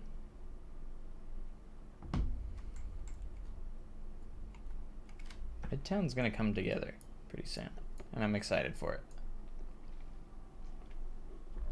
I love Midtown. Christmas in Midtown. If you haven't been to Silver City during Christmas, this is the place to be, is this area, because they have so many lights in this area.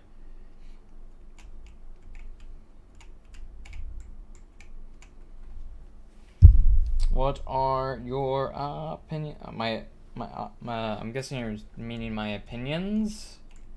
I think it's a good. I think Mystic is a great raft ride. It just lacks in one thing. If there's one thing that needed, and that would be an indoor section that had Marvel cave theming.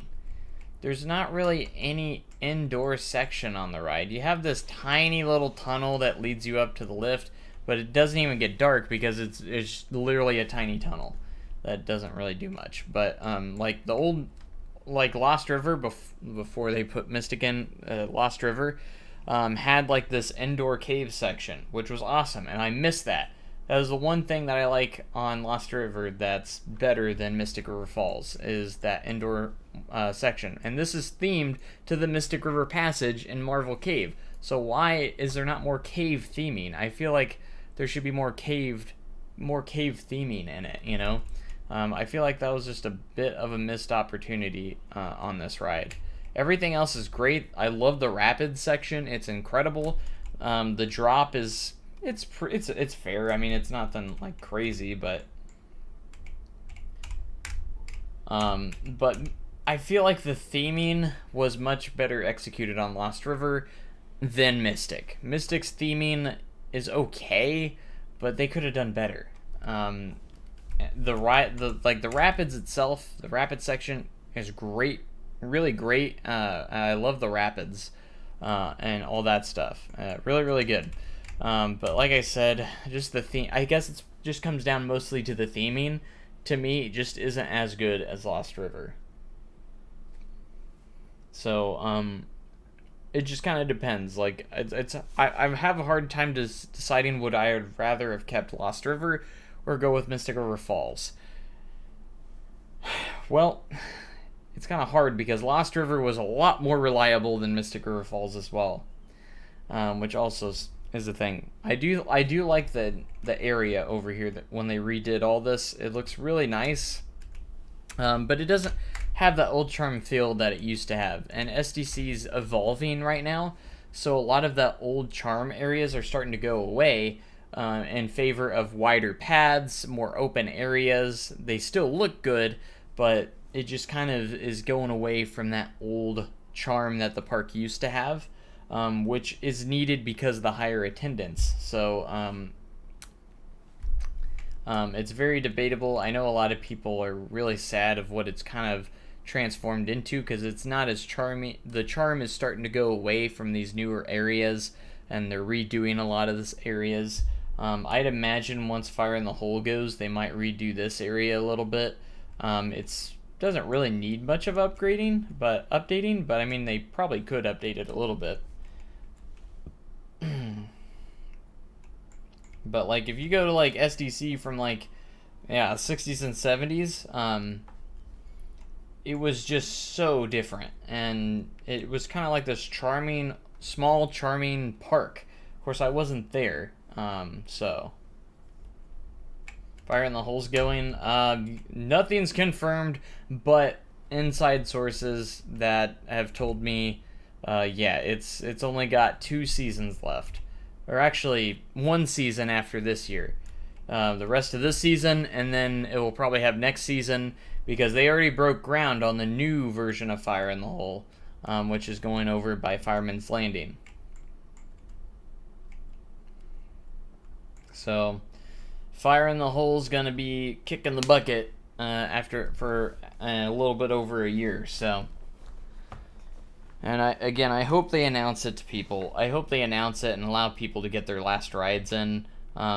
They might not, just because there's going to be a newer version of it. It's still going to be Fire in the Hole. It's going to have a new location and very much updated. I'm not sure how different it's going to be, but it's going to be an updated version. So they've already broke ground on the new Fire in the Hole, which is going over by Fireman's Landing, back behind it over here. But the reason why I think this is pretty much 100% guaranteed is because, again, I knew about Mystic 2 years before it happened. I knew about Time Traveler before it happened, back when they broke ground on it in 2016. And this has been going on. This has been going on for about 2 years now, that a new version of Fire in the Hole is going to be built. And the old one's going to close and be demolished in favor of a newer train station that can handle the crowds. So, don't know how that's all going to go out, but Fire in the Hole will still be here. It's just going to have a new location, and it's going to be an updated version of it. And I don't know how different it's going to be. I don't know if they're going to try and keep it as close to the original as possible, but it sounds like it might have a drop track in it, which will be cool. So it's kind of like, I'm excited for the new version, but I know a lot of people are going to be upset that the older version is going to be retired. I still, as great as a classic of a ride it is probably time, let's be honest. It's probably time to get this updated, and it's just so old.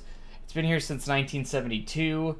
It's showing its age. It's been a really good ride for SDC, and that's why they want to make just a newer version of it. That's why they're not completely just demolishing it. I mean, they are, but they're going to have a newer version of it in a different area of the park.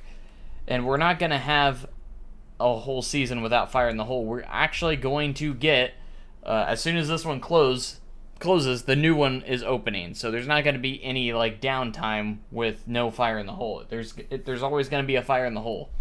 Whether I don't know if it's going to keep the same name. I'd imagine it will. So the GP might get a little bit confused with that. So we'll see. I feel like they should do something with the flooded mine. That is also a big point too. I haven't heard any like official rumors about flooded mine or anything like that. But I'd imagine it might be the next thing to get updated. It's been there since 1968, and it's really shown its age too. So I feel like they'll do something with it eventually too. But it's not going anywhere just yet. It's still kind of interesting. They're kind of going backwards with their older rides. They started with removing Lost River, which has been open in the 80s, since the 80s, which is kind of interesting that they started with that because that was the newer out of all these ones they've updated. So you'd think they would start with like something like Flooded Mine, which has been open since 68, you know. I don't think Outlaw really needs to be retracked, though. It's not rough. I hate it when people say it's rough. It's not rough.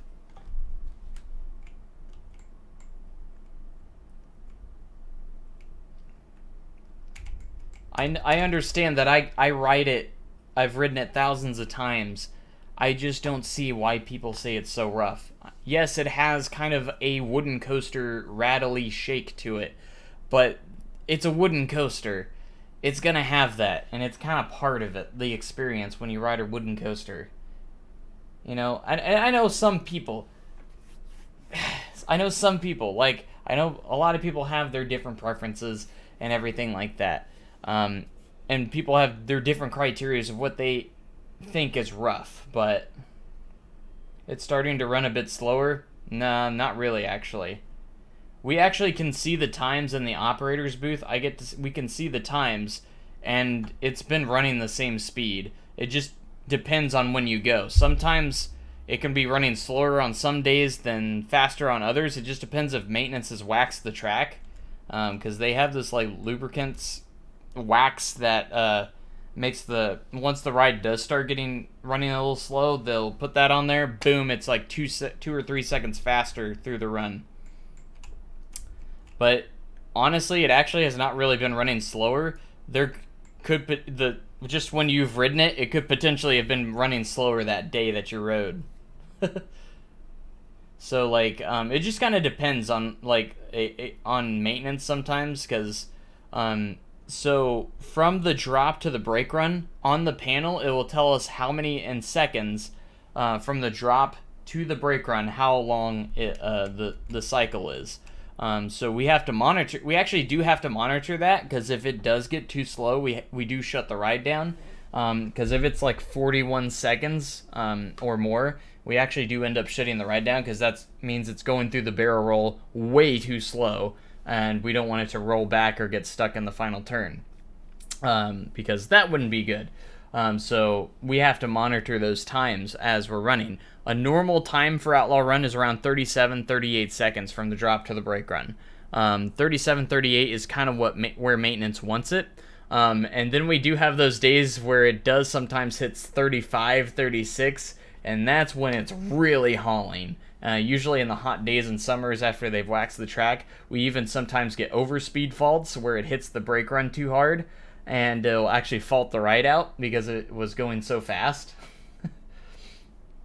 But definitely, if you guys ever ride Outlaw Run, my big suggestion is to ride it second row from the back. Not the very last row, but the second to back row. And the reason why I say that is because it's a non-wheel seat. There's no wheels on the front rows of RMCs.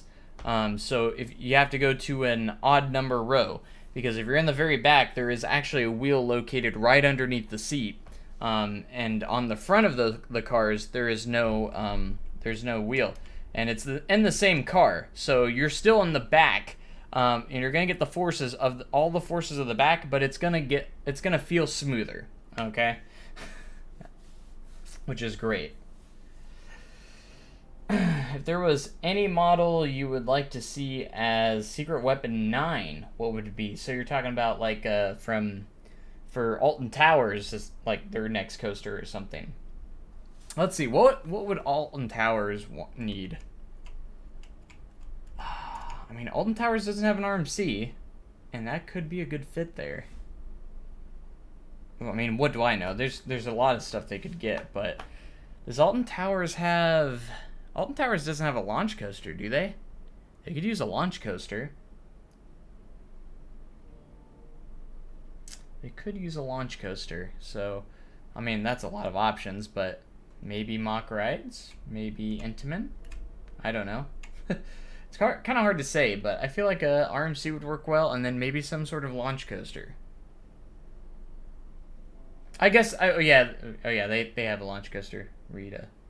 I don't even know that ride very well, so obviously I forgot about it.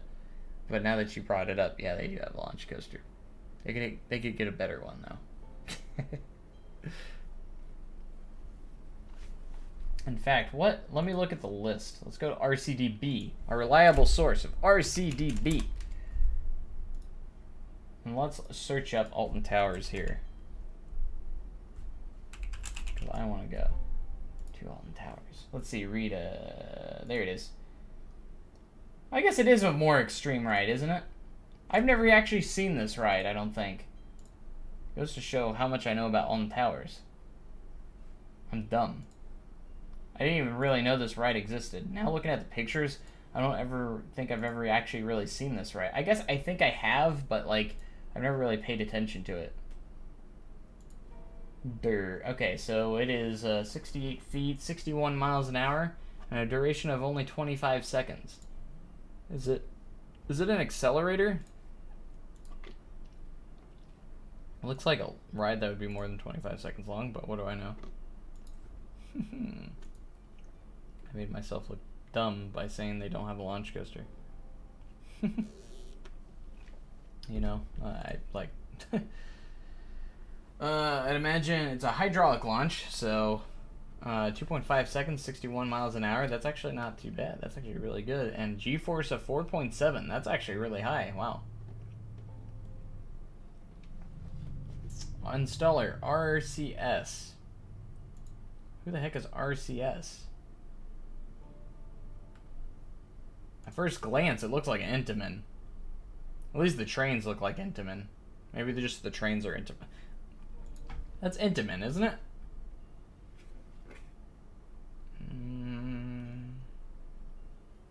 It literally looks like an Intamin. RCS. I've never heard of that. Anyone else heard of that? RCS? I don't know. I must be pretty dumb. Oh, they have 13 as well.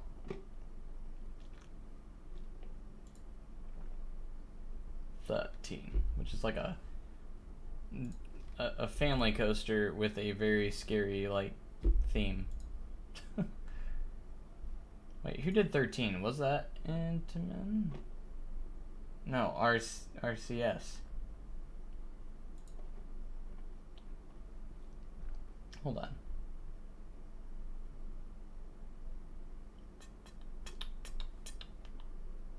Going over here to like Smiler now, which does not list it.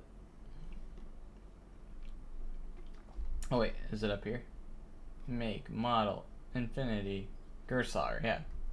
Or have I been looking at the wrong thing this whole time? Oh yeah, Rita is Intamin. I was looking at Installer. That's why. I was looking at the wrong thing. I was like, who is this company? I was looking at Installer. I need to be looking up here. So 13 was Intamin. Runaway Mine Train. Oh, so their Mine Train is by Mock Rides. Nice. I didn't know that. I didn't know Mock even made Mine Trains. That's interesting. Of course, yeah. Oh, that's a kiddie coaster. And Spinball Wizard is their spinning coaster. I knew about that one. I did know about that one, which is just a Mauer spinner. Nice little Mauer. A Mauer spinner.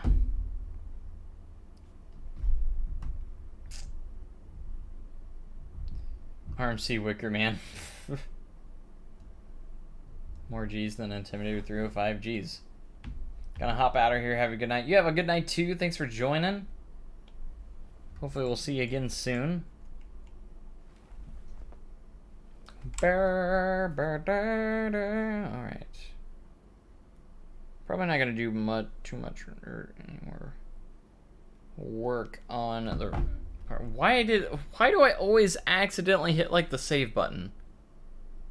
You know, I never understood why Planet Coaster's like save like spazzes out the game so much too. Like it takes forever to pop up if you have a big cart anyways. I've never really understood that before, but you know. RCS is the British version of RMC.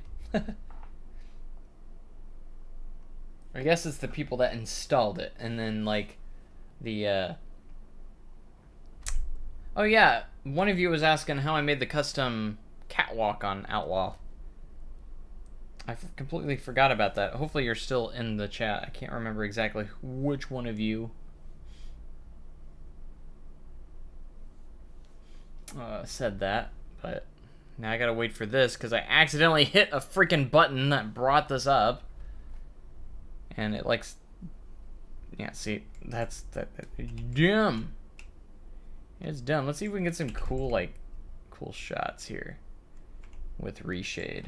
Boom. That is awesome. I'm gonna have some fun with this. Can we maybe get like see if we can do stage depth on here as well. Where's stage depth? Stage. Oh, it doesn't look as good with stage depth. At least this preset doesn't. That's the muggy one. And then we got nighttime bloom. Of course, that'll be good, obviously, when it's nighttime. Here's a foggy one. Foggy looks awesome. I think main is supposed to be the ray tracing one, if I remember right.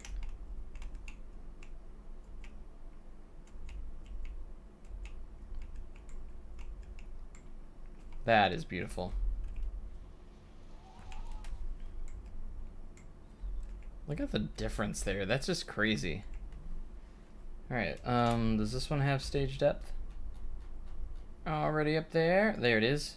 Yeah, get that realistic sky up in there. More realistic sky. Look at that difference. Beautiful. I just want to flex my rare credit of having front row night ride on Velocicoaster. There you go. I don't even know if Universal is going to be open late when I go, so. Well, we'll see.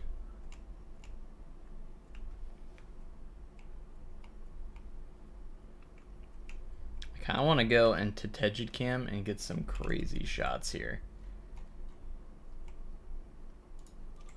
Hey you, Kirsten Poole.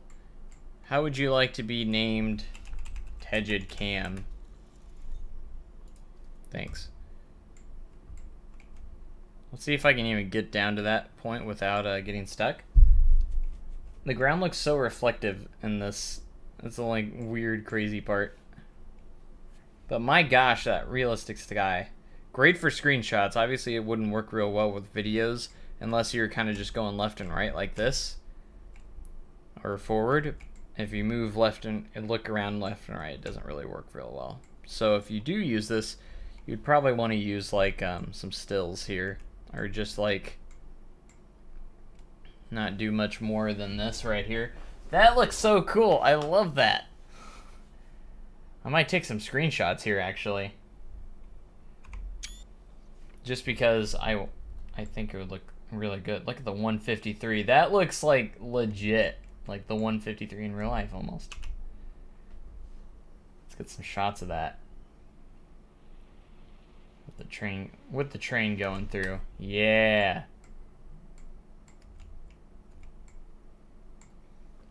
That's some crazy screenshots right there. Great. Let's go over by where the where it takes the pictures at. Hopefully we don't get stuck in this terrain or these trees, because there's so many of them.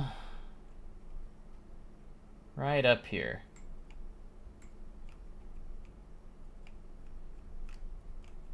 This would be a good photo op as well over at the sideways turn where the camera is. Wait for it. Let's get the train over here. Here it comes.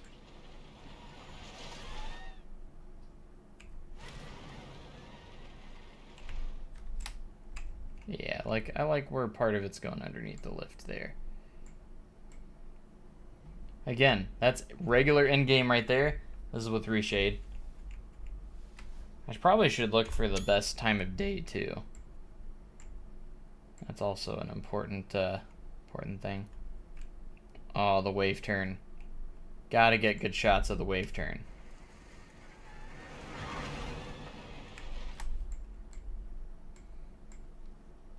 That's beautiful. Beautiful, beautiful. I'm gonna have so many cool screenshots. I might even make them my background or something. Because I'm crazy like that.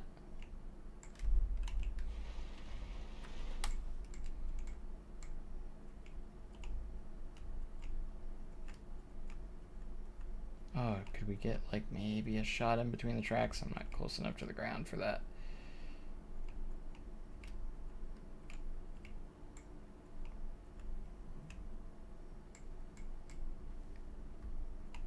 That realistic sky makes a huge difference in the screenshots, though. Looks insane.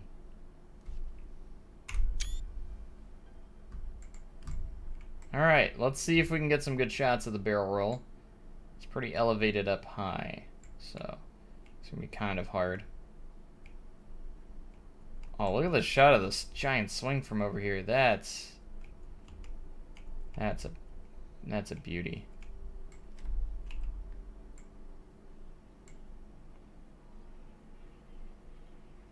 Come on, come on, come on, come on. Give me that timed. Get that timed. Yeah. Want the giant swing a little bit in the background there. It's a pretty shot. Oops.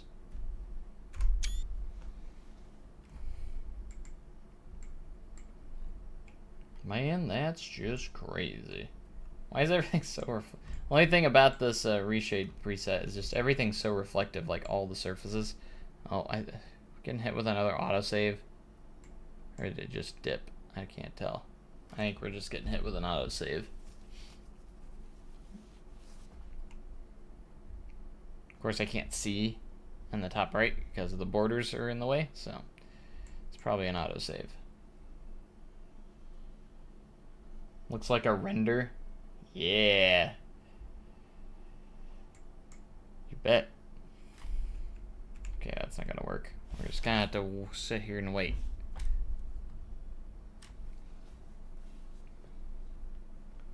Is it done? Okay, it's done.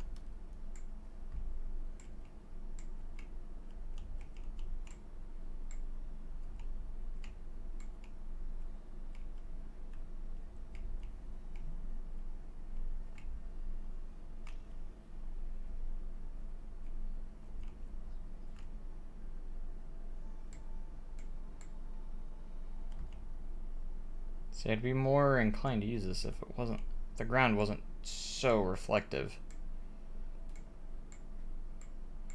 But maybe we can get this maybe with the sign right there. Look pretty good. Yeah, that's not too bad. Right about right there, maybe. I was like, it is a little foggy right here in this shot, but feels a little foggy. Slightly foggy. Alright, let's see if we can get some cool... Oh man, the swing looks awesome. I like the giant swing. With the high-low silos right there. There are other Silver City and Dollywood on the workshop, but they're all different, not recreations of the park in Branson, Missouri or Tennessee.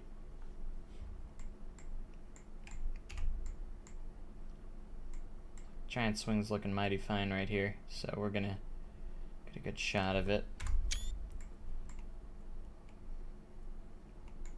I still have the construction fence up here for Mystic. It's funny.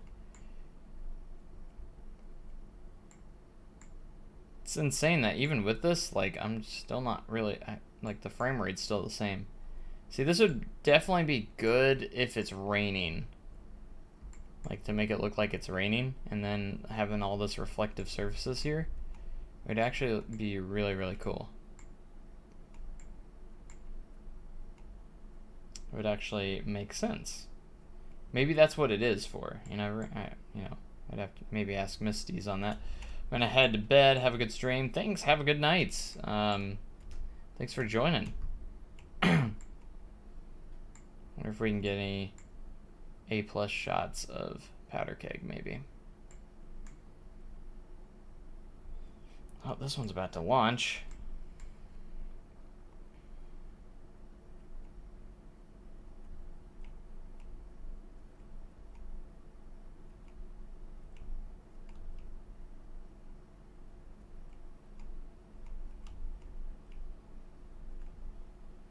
See, I'm trying to get those shots where it looks like it's a completed product, you know what I mean? Where you can't tell that there's incomplete sections still.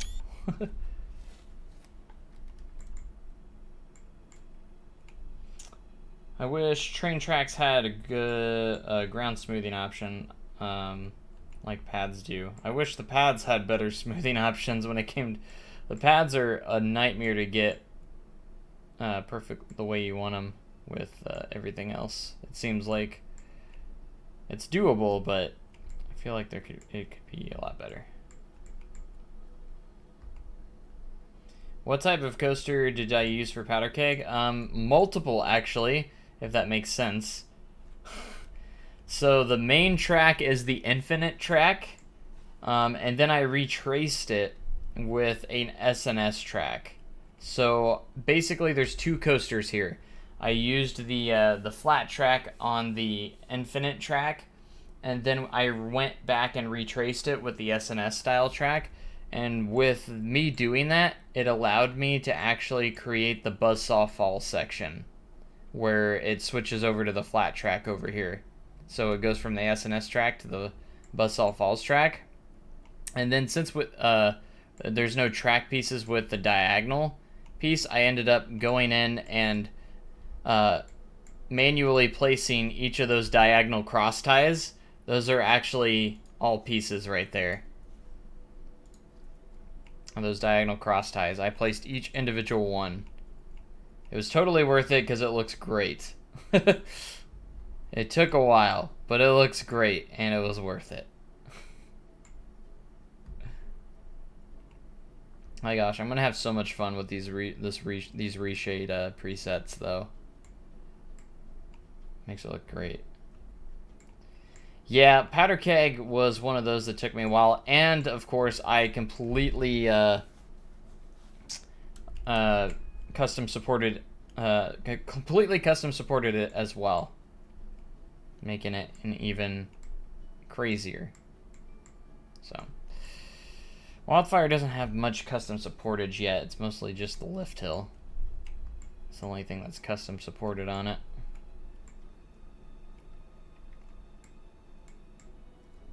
And I'm really sad I'm not able to have the backdrop. However, there could be something I could do with it. Overachiever. Hey, I wanted this to be the best recreation it possibly could be. So I went all out in some spots. You best believe it. That's probably why it's taken me so long to finish. And then we have the dreaded Hill Street, which is very accurate of how steep this hill is. Look how upset this kid is having to go up this hill. I don't blame him. I deserve more subscribers than I have. I appreciate that.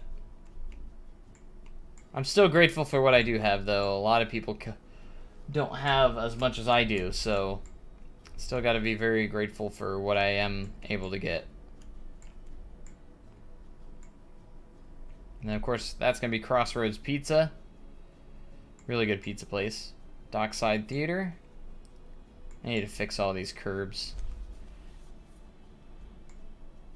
And then Mystic River Falls. Riverfront Playhouse. The restrooms, anyways. That's the entrance to the Riverfront Playhouse.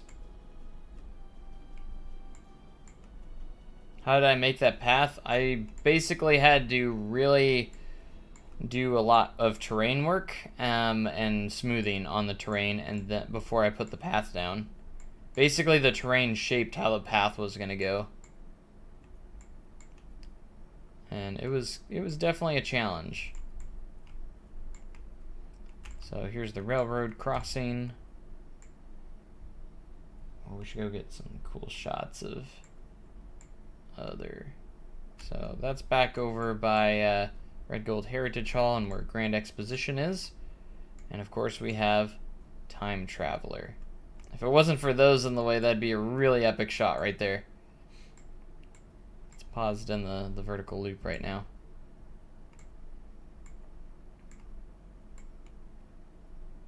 Of course we have the Time Traveler clock with the Thunderation sign right behind it. Let's go down here. Have Time Traveler's entrance and its queue line where you can look through the windows. Like this queue line's still a work in progress too, but still needs some cleaning up to do. Oh, in here.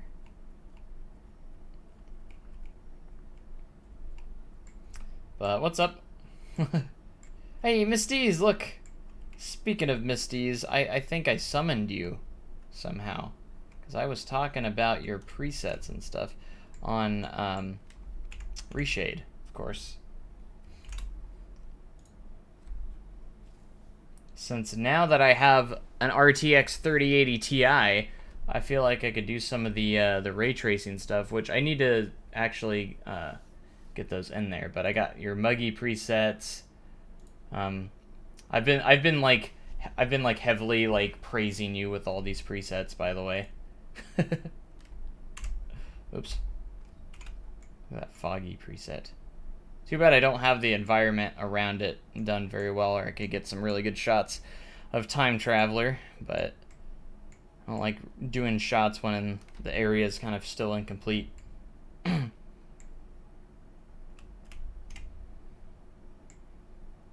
this is the foggy one.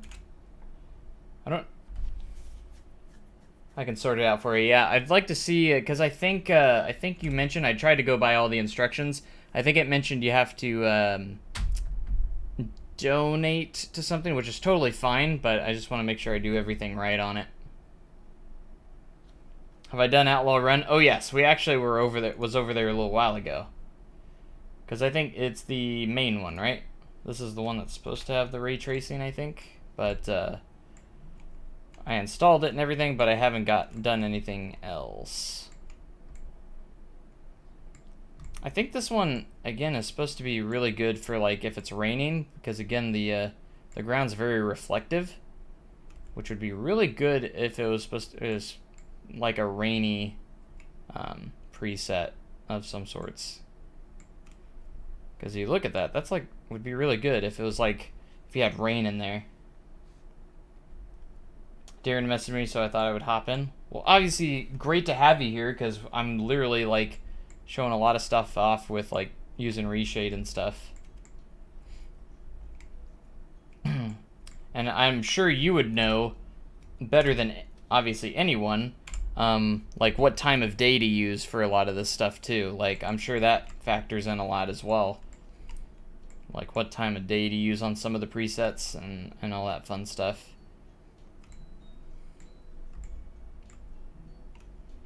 This is also a really steep incline in real life, so I feel like I implemented that pretty well. Can't wait to fill all this area in, because again, this is what we've been working on. Because obviously we didn't really haven't done much with anything. This is not as steep right here, but you know, again, recreations can be kind of sketchy in some spots. Where it's going to be slightly off, but you know, we're going to have to manage a little bit, but that's alright. There's a couple spots, but like, for the most part. The main should be used at midday, Muggy is a good around 8 to 9 a.m. All right, let's see. Let's check a look at Muggy here. Switch to AM here. 8 to 9 a.m. Let's try 8 first. Let's see, Muggy. Boom. Oh yeah. Oh yeah. Oh my gosh. Oh yeah. Oh. Oh yeah.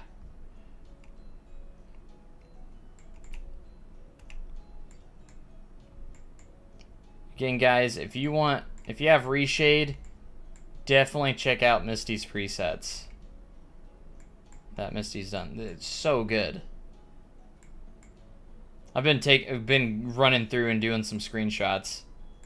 Anyways, one of you was, yeah, Domino, you were asking about if Outlaw Run has been worked on, and it's my most completed area, so. Because obviously everything is pretty much done over here in Outlaw. I've been working on this since 2016, and I've been committed to trying to get it done, actually, lately, so. Also, you're running reshade version 4.3.0. Yes, I am. I made sure of that as well. I am running that version, correct. Because I think you mentioned that is the most stable version. I think in my last live stream, I was installing it on stream and everything. I was making sure I went through all the correct instructions and everything because I wanted to make sure I did everything right. So,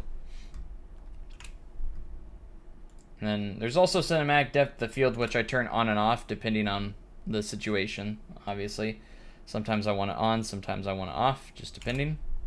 I usually have it off by default until I want to turn it on, but 5 years. I know. I want to get it done, so I've been really trying to commit to working on it every week, and so far I've been doing that. So I've been pretty proud of myself. This last month I've been working on it every week.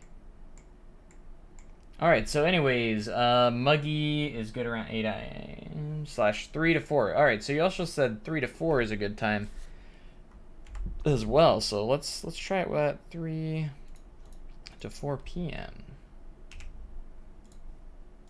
Just because I'm curious. Oh, that is good. That is also good.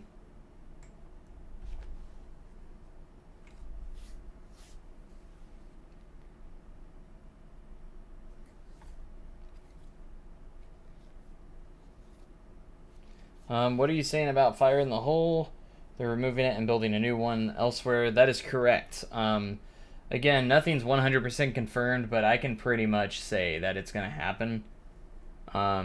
Again, I'm not saying anything's confirmed. I can't speak on behalf of Sodar City, but having so many inside sources and everything, and maintenance guys that actually work there, you know, yeah, it's pretty much going to happen. So yeah, new version of Fire in the Hole is going to be probably opening. My guess is 2023. They just broke ground on it, literally, I think this month.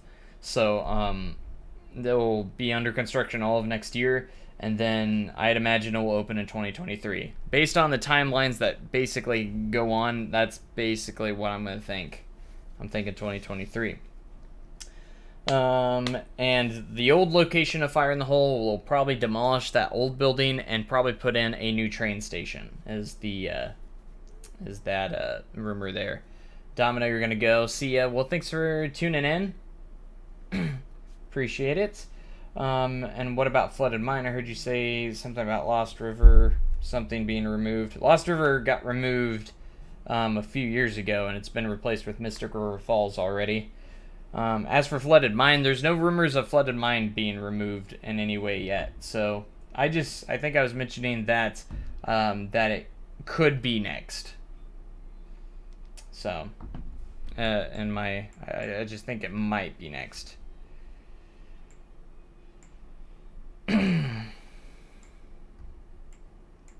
But yeah, pretty cool.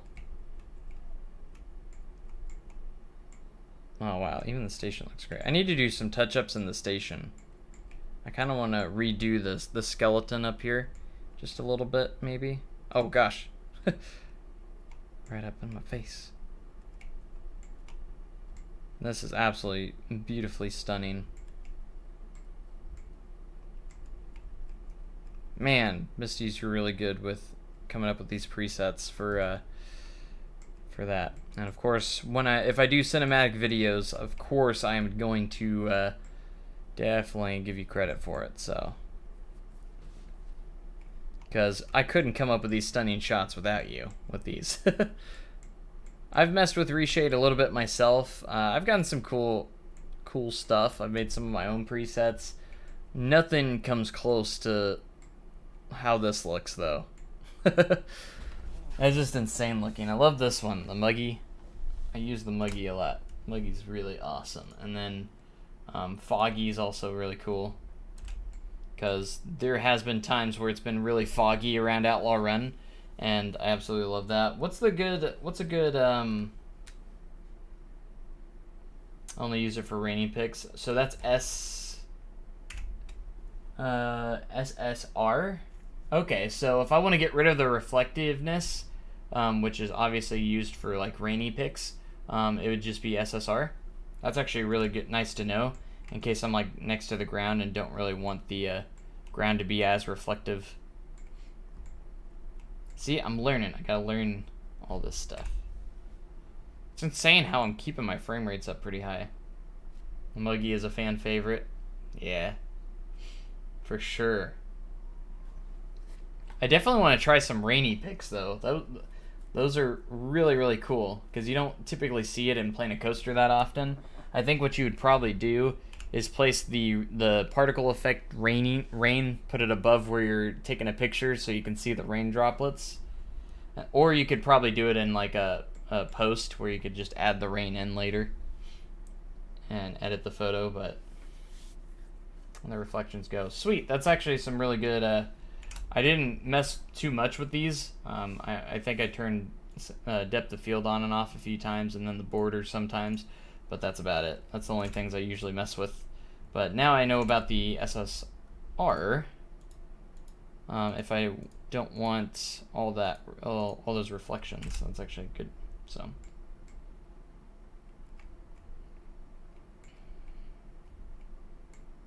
Wow, that's cool. I love it. Alright, we got that. And then the nighttime one. Heck yeah.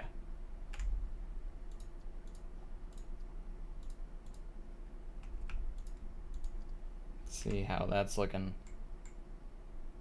Because this nighttime one's got that nice bloom, which is pretty cool. Actually lightens it up just a little bit, but it looks really nice. And I bet I haven't tried it yet, but I think there's some really nice skies that you could put in here, like some, I don't know how well the stage depth option works in the nighttime one, but that could look really cool too. The stage depth here, if you get like a nice, really cool nighttime sky right there, realistic nighttime sky, I bet you could make that look really good at night. Of course, I haven't tried any nighttime skies just yet. I wish there was an easier way to switch them, but as far as I know, I think you have to restart the game to change those. Every time I've changed my my sky, I've always had to restart the game. So. Looking pretty cool. I love it.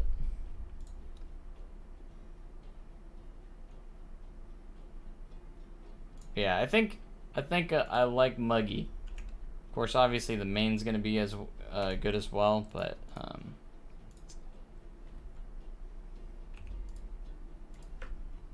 sometimes I like to go in here and like turn the border off, and then I like to. Whew, that's pretty good. 2 o'clock's not bad, and I'll go in here and change the time and figure out which one I like the best. 2 o'clock is actually really nice right here. You don't have to restart, you just need to replace in your directory and then hit reload at the bottom of reshade menu. Maybe that's what I was missing, was the reload. Gotcha. Maybe we'll try that. 1 o'clock and 2 o'clock's pretty nice looking right here. Let's get the border back on. Oh yeah. That is looking pretty fun. I gotta take a screenshot right now. That one's good. Alright. Let me try that real quick on the stage depth. So, just the reload button. So, which is at... and then hit the reload at the bottom. And then hit reload at the bottom of the reshade menu. It's at the bottom? Oh, there it is. Yeah, reload button right there. There. Alright, let's see. Let me go try this out then.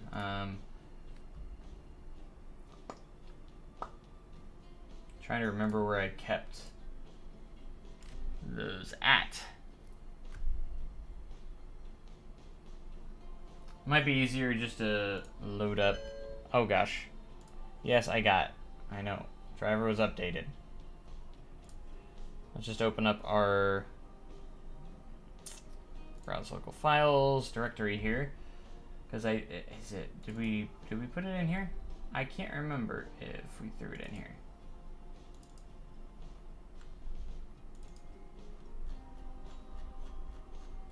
Or did I save it somewhere else? I can't remember!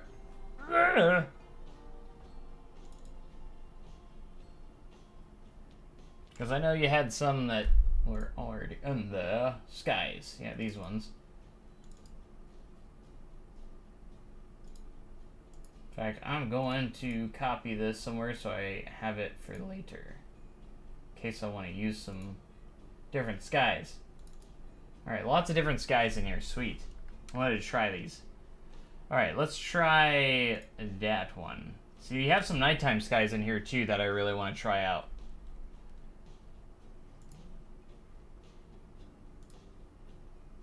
Alright, let's go back to our directory here. Browse local files, shaders, textures, and we'll replace that real quick. Whoops.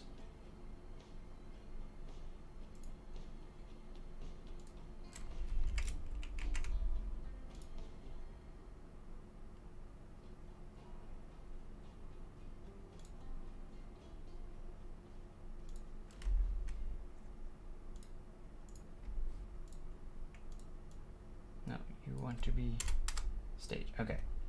Alright, I did it. I keep my skies folder directly in my textures folder that's in my game. Oh, I didn't know you could do that. So I can just, that's actually really smart. I didn't know if it would mess something up if you did that, but I'm not really, I don't know game files very well, but yeah. Make sure it's called stage. Yet, I remember that you have to make sure it's called stage. I do remember that. If I reload here, boom. Alright, cool. Probably not the best time of day for this, so we're gonna have to I thought this one like kind of cool, and it'd probably look good with like Muggy or something. Actually, I don't know if Muggy is. Let's go back to main, and probably just change the time of day maybe. Oh yeah, I forgot you have the chroma key too, which is also useful for photos. Okay, let me turn off the border so I can access the time real quick. This one would probably be... Oops. Gosh dang it. Ah! Let's see, 5. See, the outline's not doing real well. Kind of struggling here on this one right now.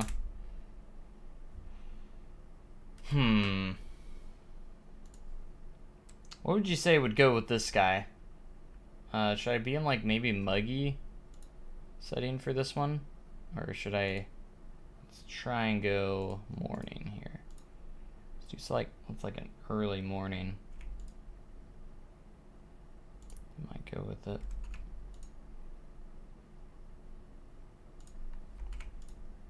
Because time of day is very important too. You could also use the in-game filters to match the sky. I guess you could do that too, because there are in-game filters as well.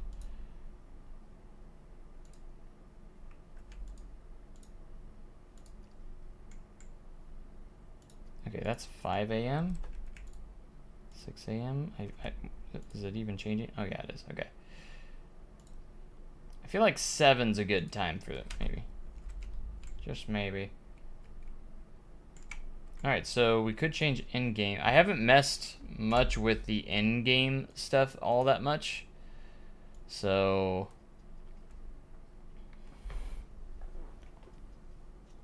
the in-game filters I'm not very positive on. Because, again, I haven't messed with these all that much. So I think you can choose a camera effect here.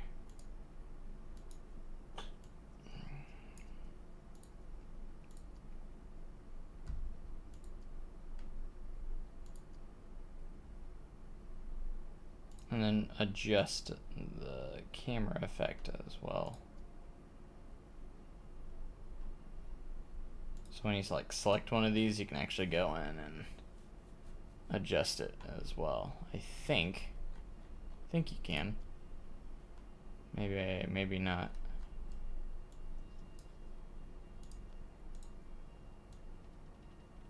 Now we don't want film grain.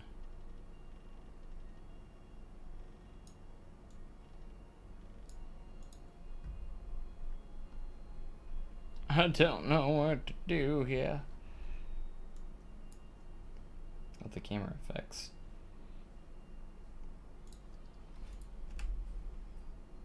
Ah, that's not too far off. It seems a little too foggy there, though.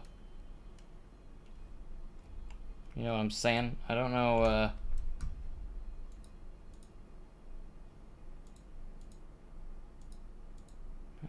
SSR. As much as I liked a little bit of fog there, I feel like we probably need to... See, I guess you could turn adaptive fog off. I mean, that's still a big difference. And that actually looks pretty good. Maybe change the time maybe a little bit later. Maybe not that far. Maybe 7:30? In between maybe there. I don't know, that 7 o'clock looks really good. I like the colors on 7 o'clock. Like that, yeah.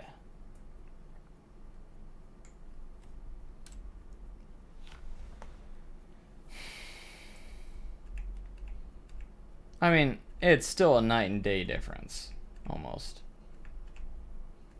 See, that's blending it in just a little bit better, I think, but I'm gonna head out and continue edit videos. I'll see you in a bit. Alright, see you, Misties. Thanks for some of the advice and help. I appreciate it. Keep doing what you do. It's amazing. Alright, let's try and go later in the day. 7 p.m. Maybe 6 p.m.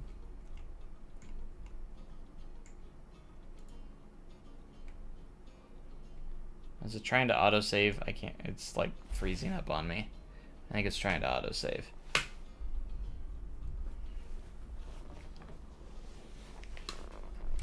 Because we're freezing up a bit here. And that just went blank, so.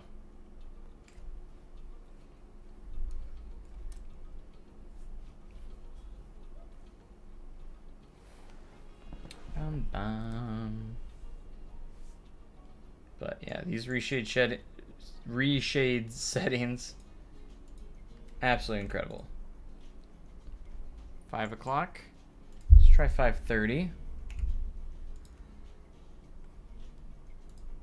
Let's try 5:45. Still feel like morning's the best way to go here, though. Because just where the sun's located at.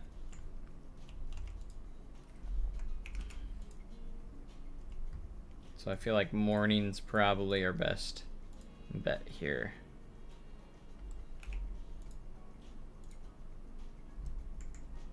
At 7 a.m. in the morning.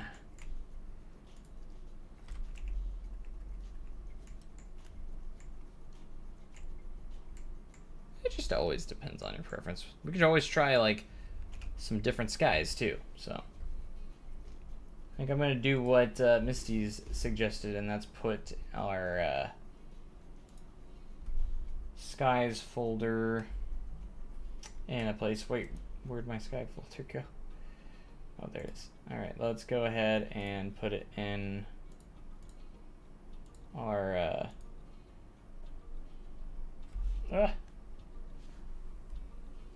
directly in the textures folder. Alright, he puts this directly in the textures folder, so let's just go ahead and leave it there so you can just, like you said, you can just drop it on in.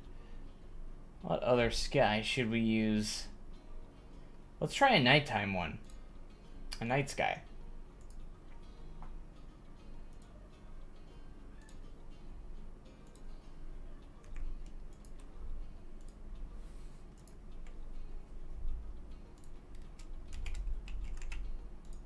Alright, got a nighttime sky in now, so let's go ahead and reload.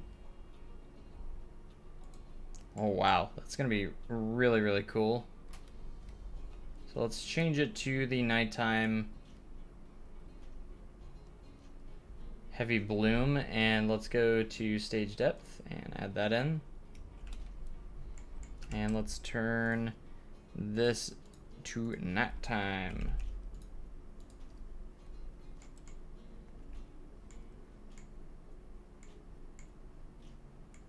Alright, this one doesn't like the borders very much. You can tell it's kind of glitched out, so we might have to either make some adjustments here or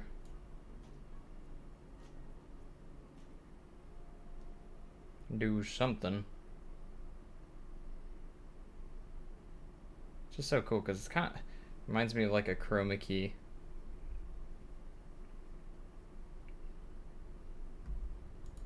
Alright, let's just see what it looks like with main.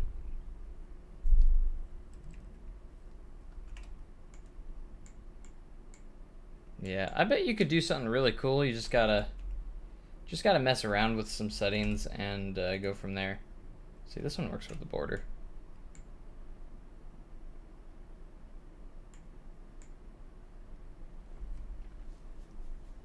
Just a lot of like messing around with stuff to get stuff where you want it. So let's see what other skies we have.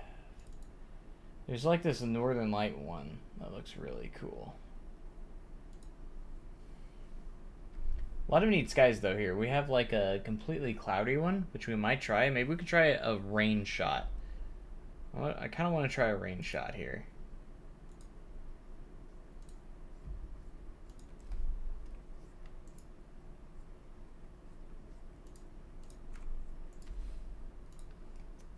Okay. Right. Do that and reload.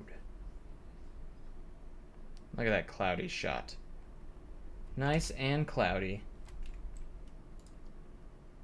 Alright, time of day. Let's go 2 or so. Ah, I love the cloudy. I am a cloudy fan.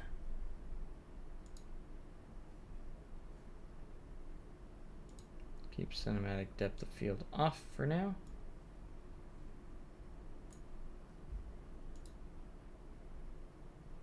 It's like, again, I turned adaptive fog off, which I'm okay with. Did I turn the SSR?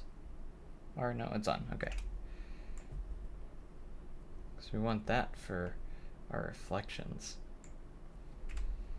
And then for this, we're probably going to need to go to scenery and go to special effects. It's probably underwater. Maybe, probably not actually. It's probably under ambience. Maybe ambience. Or misc. Might be miscellaneous here. Could be miscellaneous.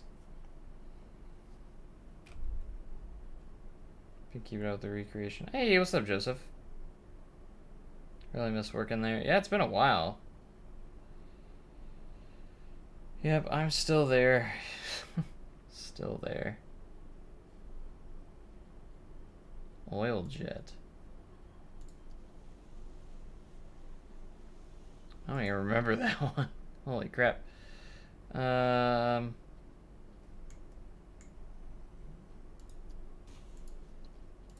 Fireworks, ambience. Ghostbusters mist. Well, we don't want that. Where the heck is the rain located? Surely it's water, right?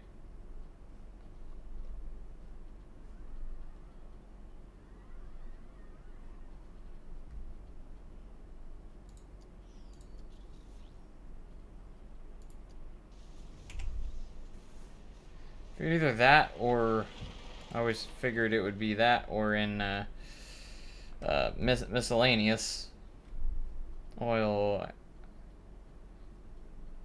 Knight Rider, because I'm seeing a lot of like DLC ones here, so. Confetti. Crate Smash. Dandelion Seeds. We have floating little dandelions. I don't even remember ever seeing that one before. Glass shatter. We have glitter. We've got insect bees. We've got butterflies.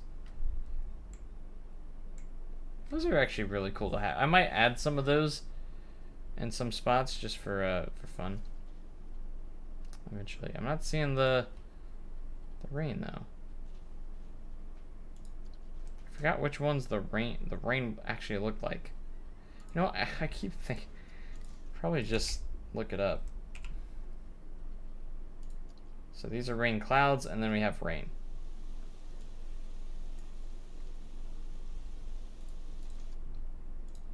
All right, so let's place that, and now we have rain.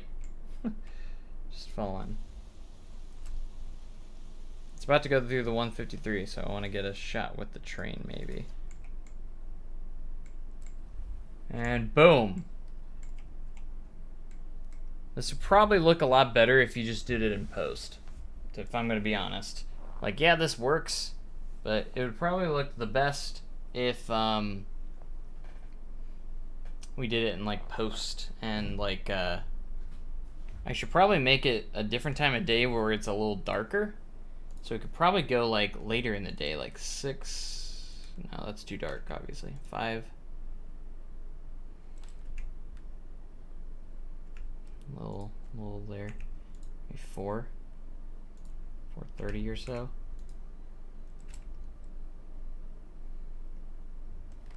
Because you kind of don't want the sun going through too much.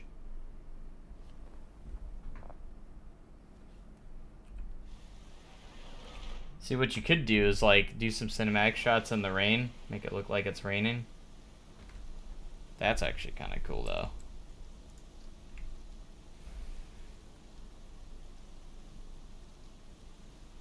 But again, Kylo, he wants me to pet him so bad.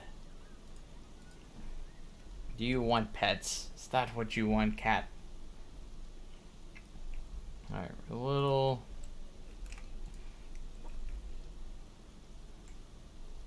What do we think? Maybe this one?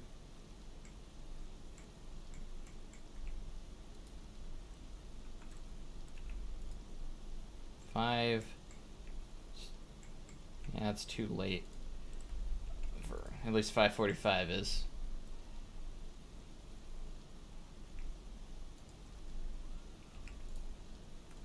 I'm thinking 4 might be the best here. 3, 4 o'clock. Just might be the best when it comes to the lighting that we want. Yeah, if you get in the right spot, you can make it look like it's raining. It's kind of cool. You know, and maybe you could do a little bit extra, like in the in-game effects might help a little bit. Like, for instance, if we went into camera effects and effect spooky. That's probably what's already attached. Maybe if we went more like a bleak, and then I thought you could like adjust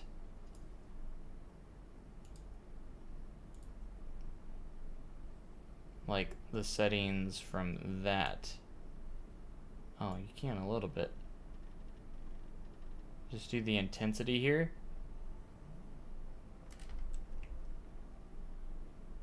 For instance, that's what it looks like with it.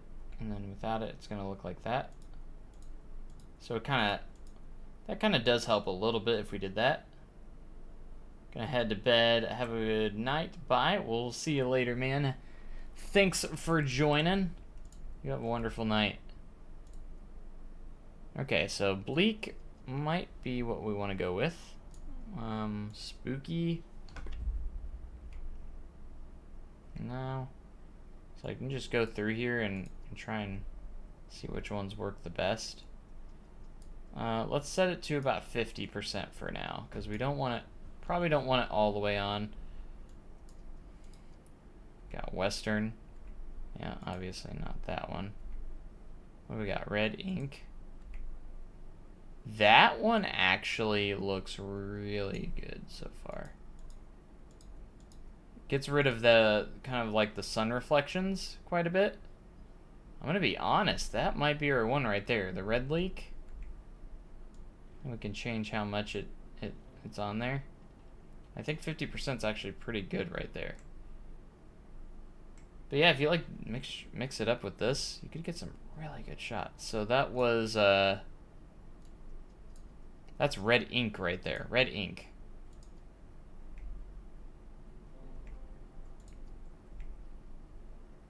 Pancake. Looks good, but like not for what we want here. I think red ink's gonna be it. We also have blue shift, which that one could be a contender as well, because we're trying to get rid of the poster. Okay. Bleach. Not too bad. It's on its own.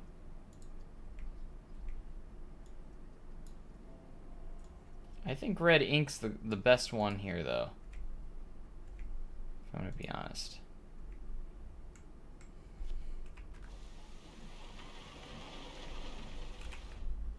Oh, I don't think it's actually turned on right now. Oops. Because we didn't do always on here. Yeah, that's what I thought. Okay, always on. There we go. Holy crap. That's pretty good right there. You have the steam train going by and everything. That's actually pretty incredible right there. I love it. Now that... Now if we could just make it look like, you know, the splashes on the ground, that would just perfect it. Before, after. Boom. Planet Coaster 2, you better have weather. I mean, it would make no sense if it didn't. You know, obviously since we have weather and the game and Planet Zoo, so your reshade doesn't work. It's sad. Hey, get in touch with or take a look at Misty's stuff. Misty's has some crazy presets, and if you get the correct version. He's even got a link to the correct version as well, or the most stable version of reshade. That works really, really well. Look at Outlaw go. That's amazing. So far, this is the best setting for, I feel like, for rain right here. Like right here, look at that. Outlaw Run can run in the rain, so this is definitely a realistic scenario. So now if we get that rain in with like some... Where's the thing at? Yeah, I'm gonna find you. Where is it at? You're sitting in there somewhere. I know you are. No!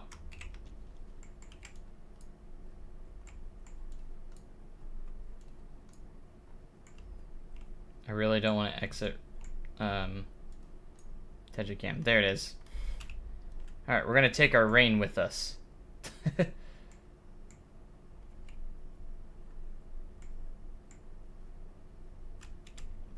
But I think if you actually search, like Google search it, like Planet Coaster reshade, Planet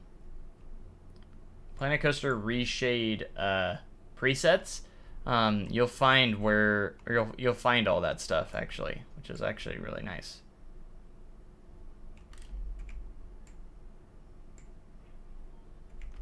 This will be perfect because the reflections will actually be really nice right here.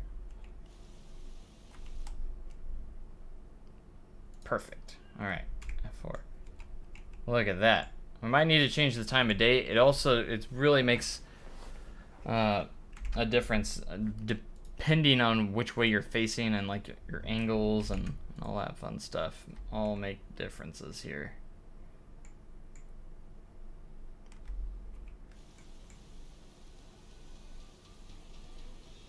Ah, yeah. I gotta be careful with the music here because it could be copyrighted in this area. It's so cool though.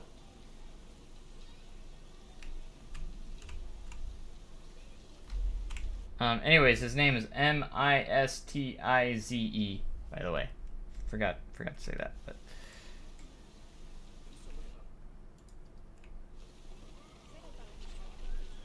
that's so crazy. Like, just because the reflectiveness on the ground is just adds so much to it.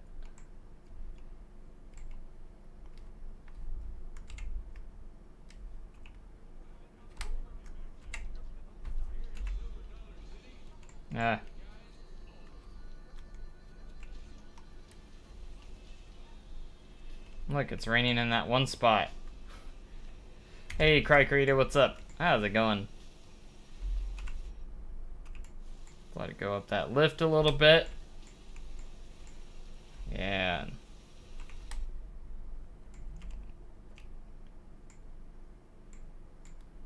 That's a pretty shot right there. With it raining. I might even do another screenshot right there. Just a pretty little screenshot.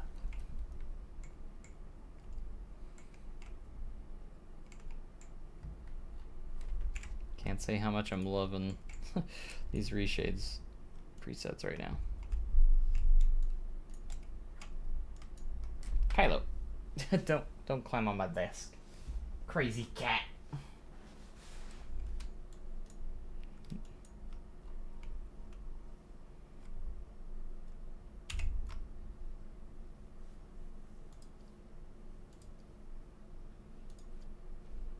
Ah.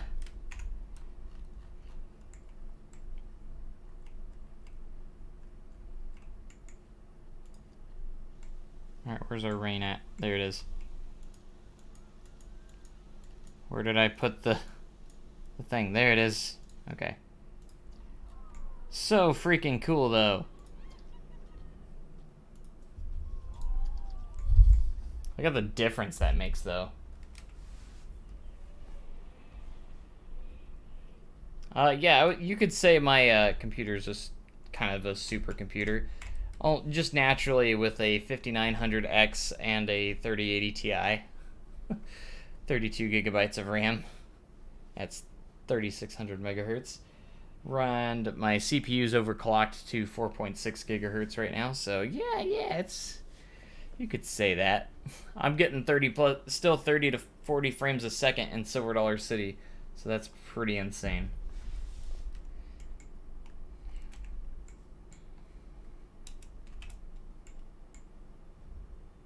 Pretty cool though, pretty cool.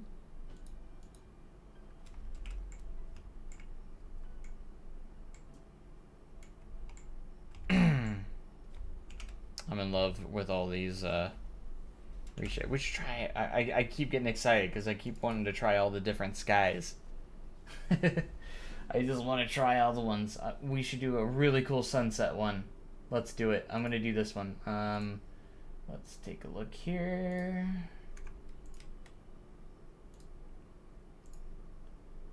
Name, got a name. Make sure it's named stage. All right, let's do this one. Reload. This one's gonna be pretty cool. Obviously, you got to get everything set to the properly here. Boom. All right, let's see. Time of day. This is important. Let's do 6. No, let's do 5. 5:30 maybe? 5:30 might be it. Oh, wow. We're getting somewhere. We're almost there. Maybe a little mixture here with our...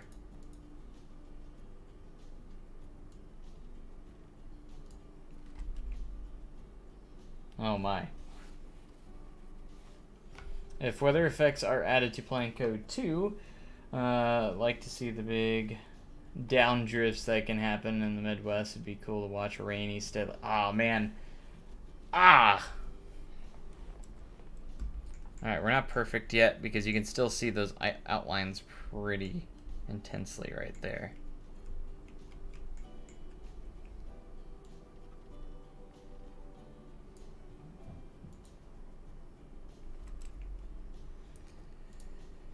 Alright, should we go...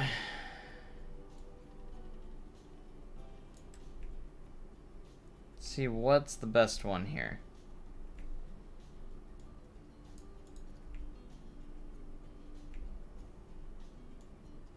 Just thinking, how's the spooky? Spooky looks pretty solid.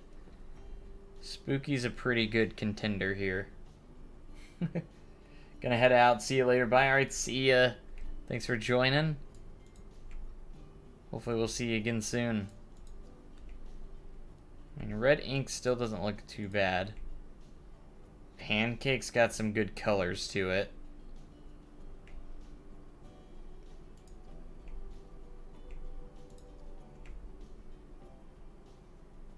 It's a little dark.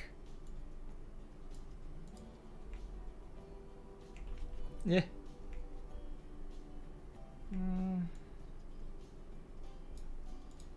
Spooky's very, like, vibrant.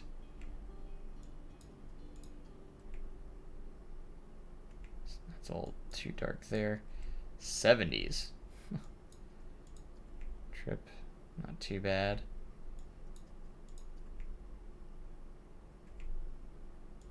Pop! A little too much. What was the one that I really liked? It wasn't spooky, was it?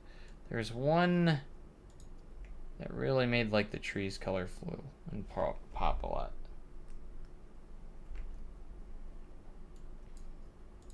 So Western? Western looks pretty good. I still have more adjustments after this. I'm just trying to get kind of the color I want with like the tracks and stuff.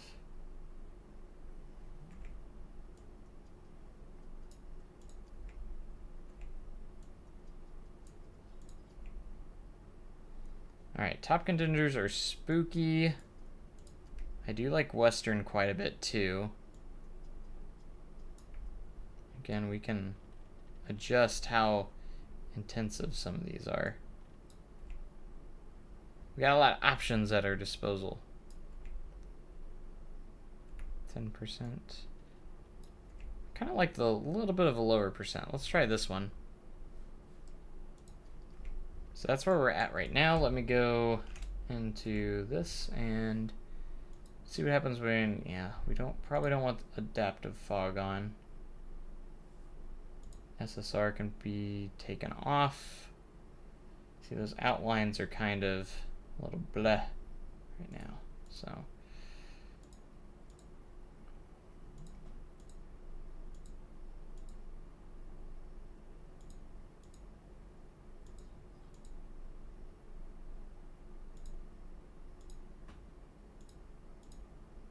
Light.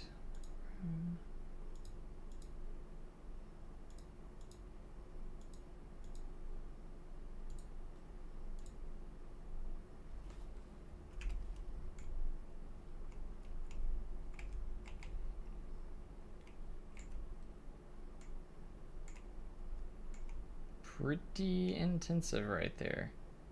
Oh, I didn't even notice like the houses there and stuff. And the lake on the backdrop and stuff.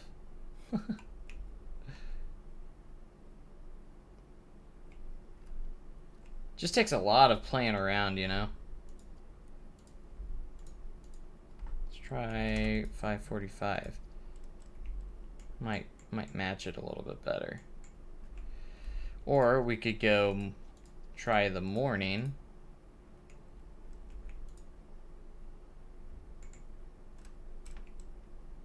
Ooh. So it gives you kind of a different pop.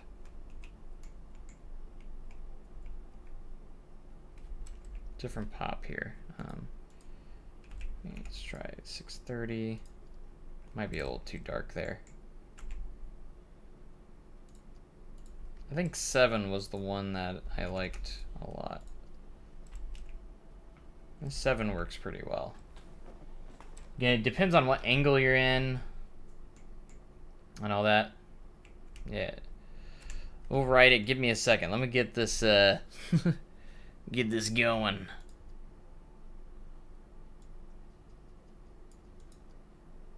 Bleak. Alright, let's go back up to 50% or so. We don't want bleak. We want something that's gonna pop. Sepia's pretty good.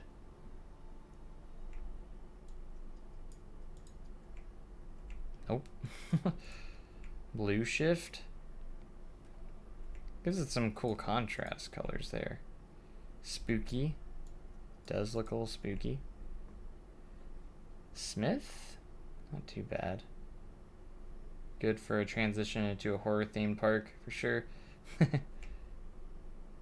Red ink is what I used for the, one of them.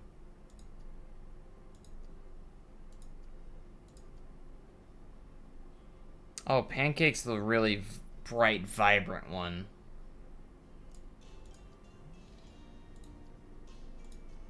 That's what it was, Pancake. Alright, let's maybe turn it down just a little bit. 20% or so. Or maybe for making natural looking scenery like you have. Are there any asking if there's any mods? I don't think there's really any mods. It's all in-game stuff.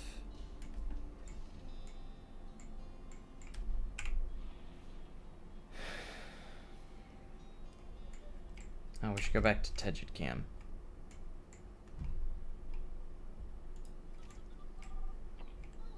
Go back to Tegid.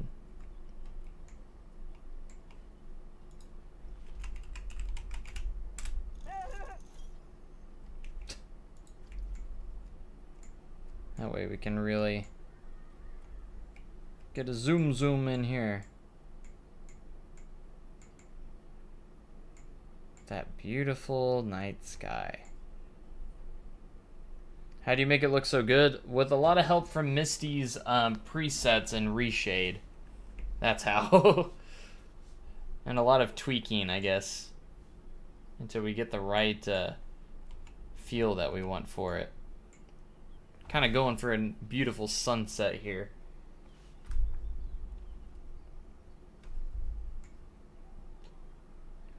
We've got powder keg over here too.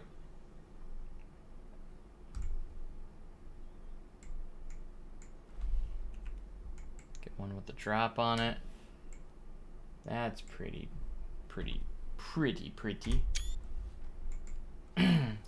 I'm literally like in full photographer mode right now, I'm not gonna lie. I just want some pretty photos. Alright, let's see what other skies I want to use here. Did I already close it out? I did. I shouldn't have done that.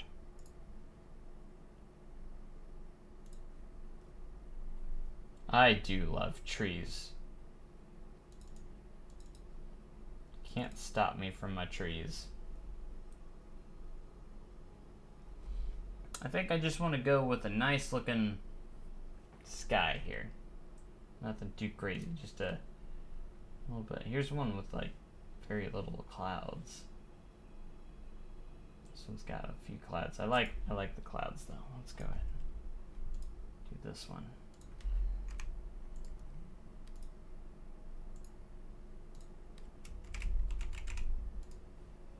Okay, cool. And then we go into reshade, reload it with our new sky. Let's go ahead and turn our effect off for now and change it to 2 o'clock or so p.m.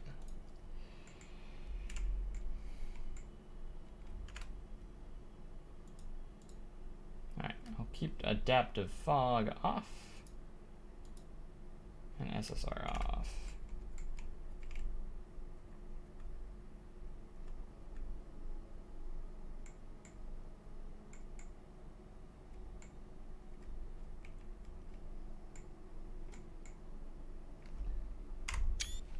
Man, you get some crazy screenshots with these. Oh, let's get a good shot of the drop. Let's get a crazy cool looking shot over here.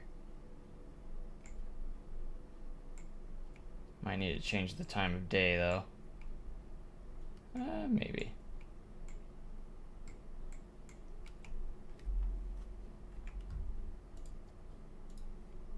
Let's try 3.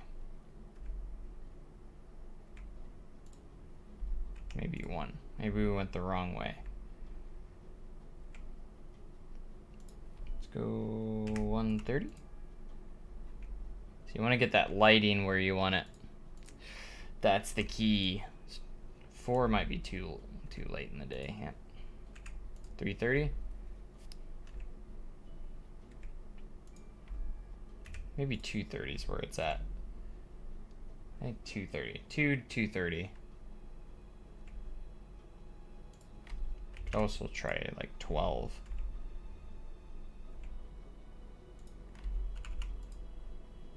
Maybe right at noon.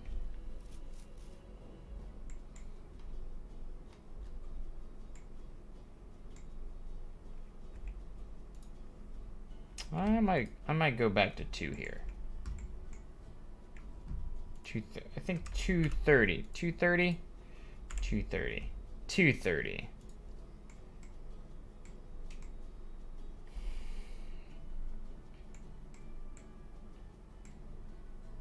Ah, that's beautiful. I like it.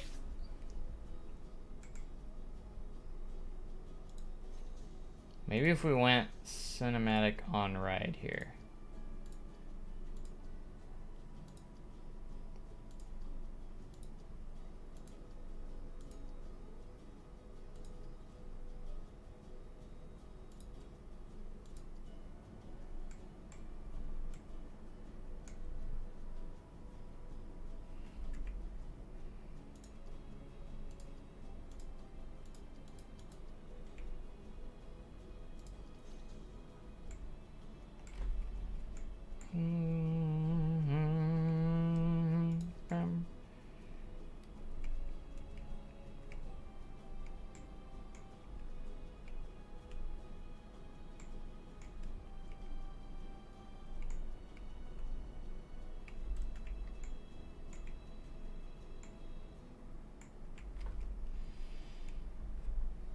Okay, let's ride.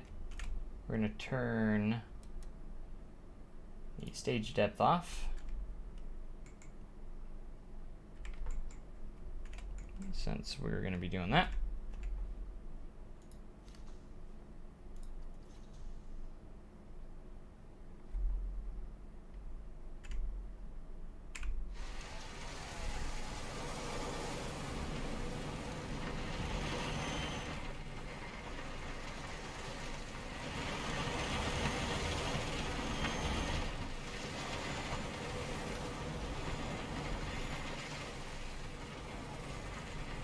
Oh, we should try a nighttime ride. That would look cool.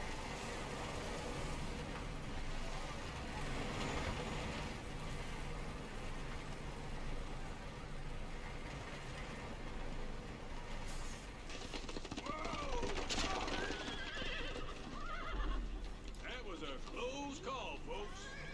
I think that varmint would still be chasing us if Marshal Wyatt hadn't cornered him back there. Here at Silver Dollar City, Good guys always win.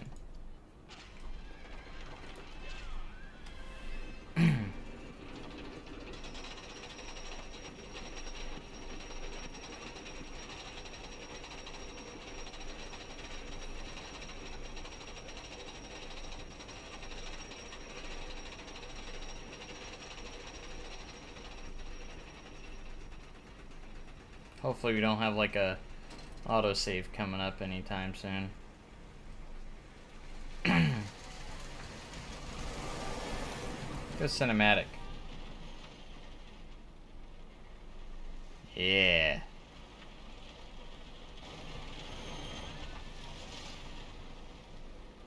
You can get some really big money shots sometimes. Sometimes. Alright, it was on that one for way too long.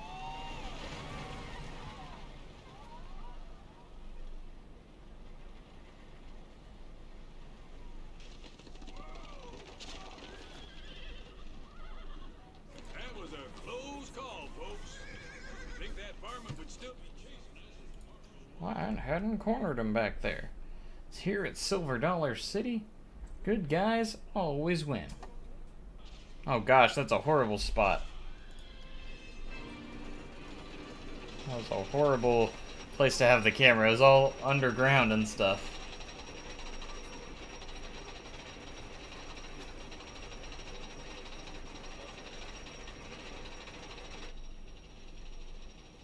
Well, nice tree view.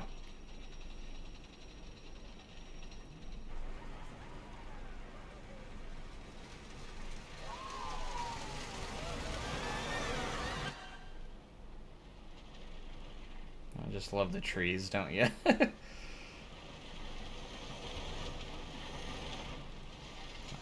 Always does an awkward angle movement on the camera there.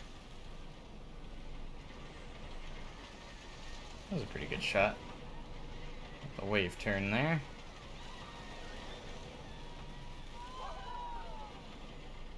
Pretty nice shot of the barrel roll. I like that. That was a pretty cool shot.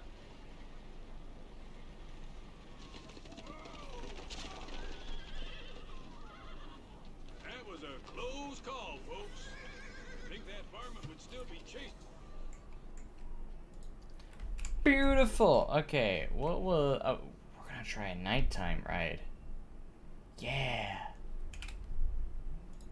Let's do the nighttime bloom. Whoops.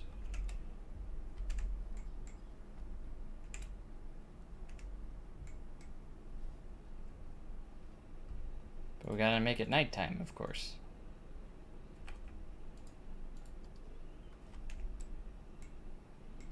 I don't know what's going on with... There we go. Gotta turn stage depth off. And enjoy the rest of your day here at Silver Dollar City.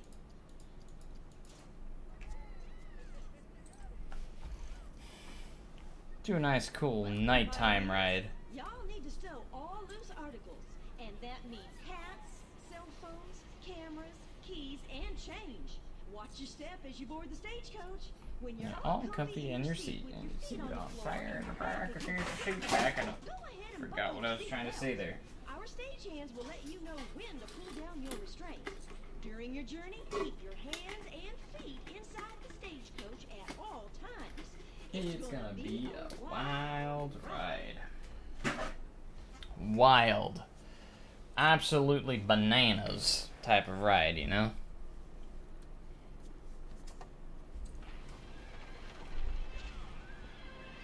How reflective the track is. Maybe we should turn SSR off, so it's not as crazy.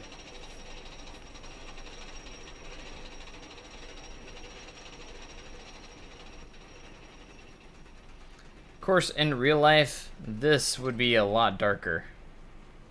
This Outlaw run is absolutely pitch dark at night.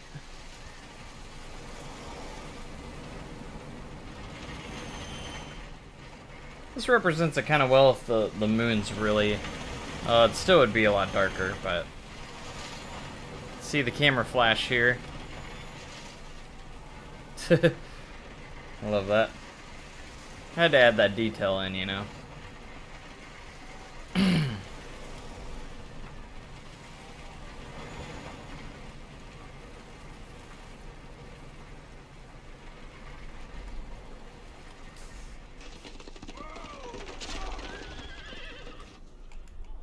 Something that could make this better.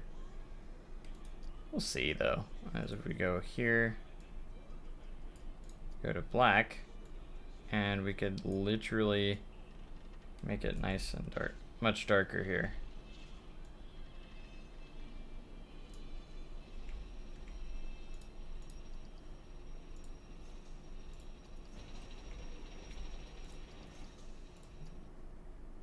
Of course, we gotta turn this on.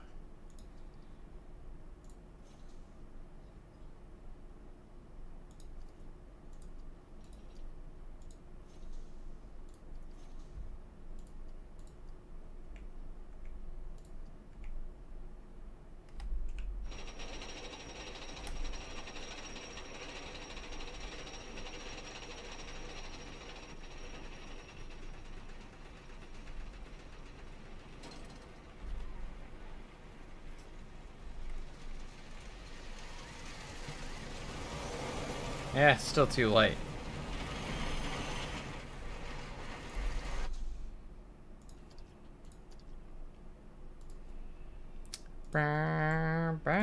Still pretty cool. I'm so excited to do more cinematic stuff with this.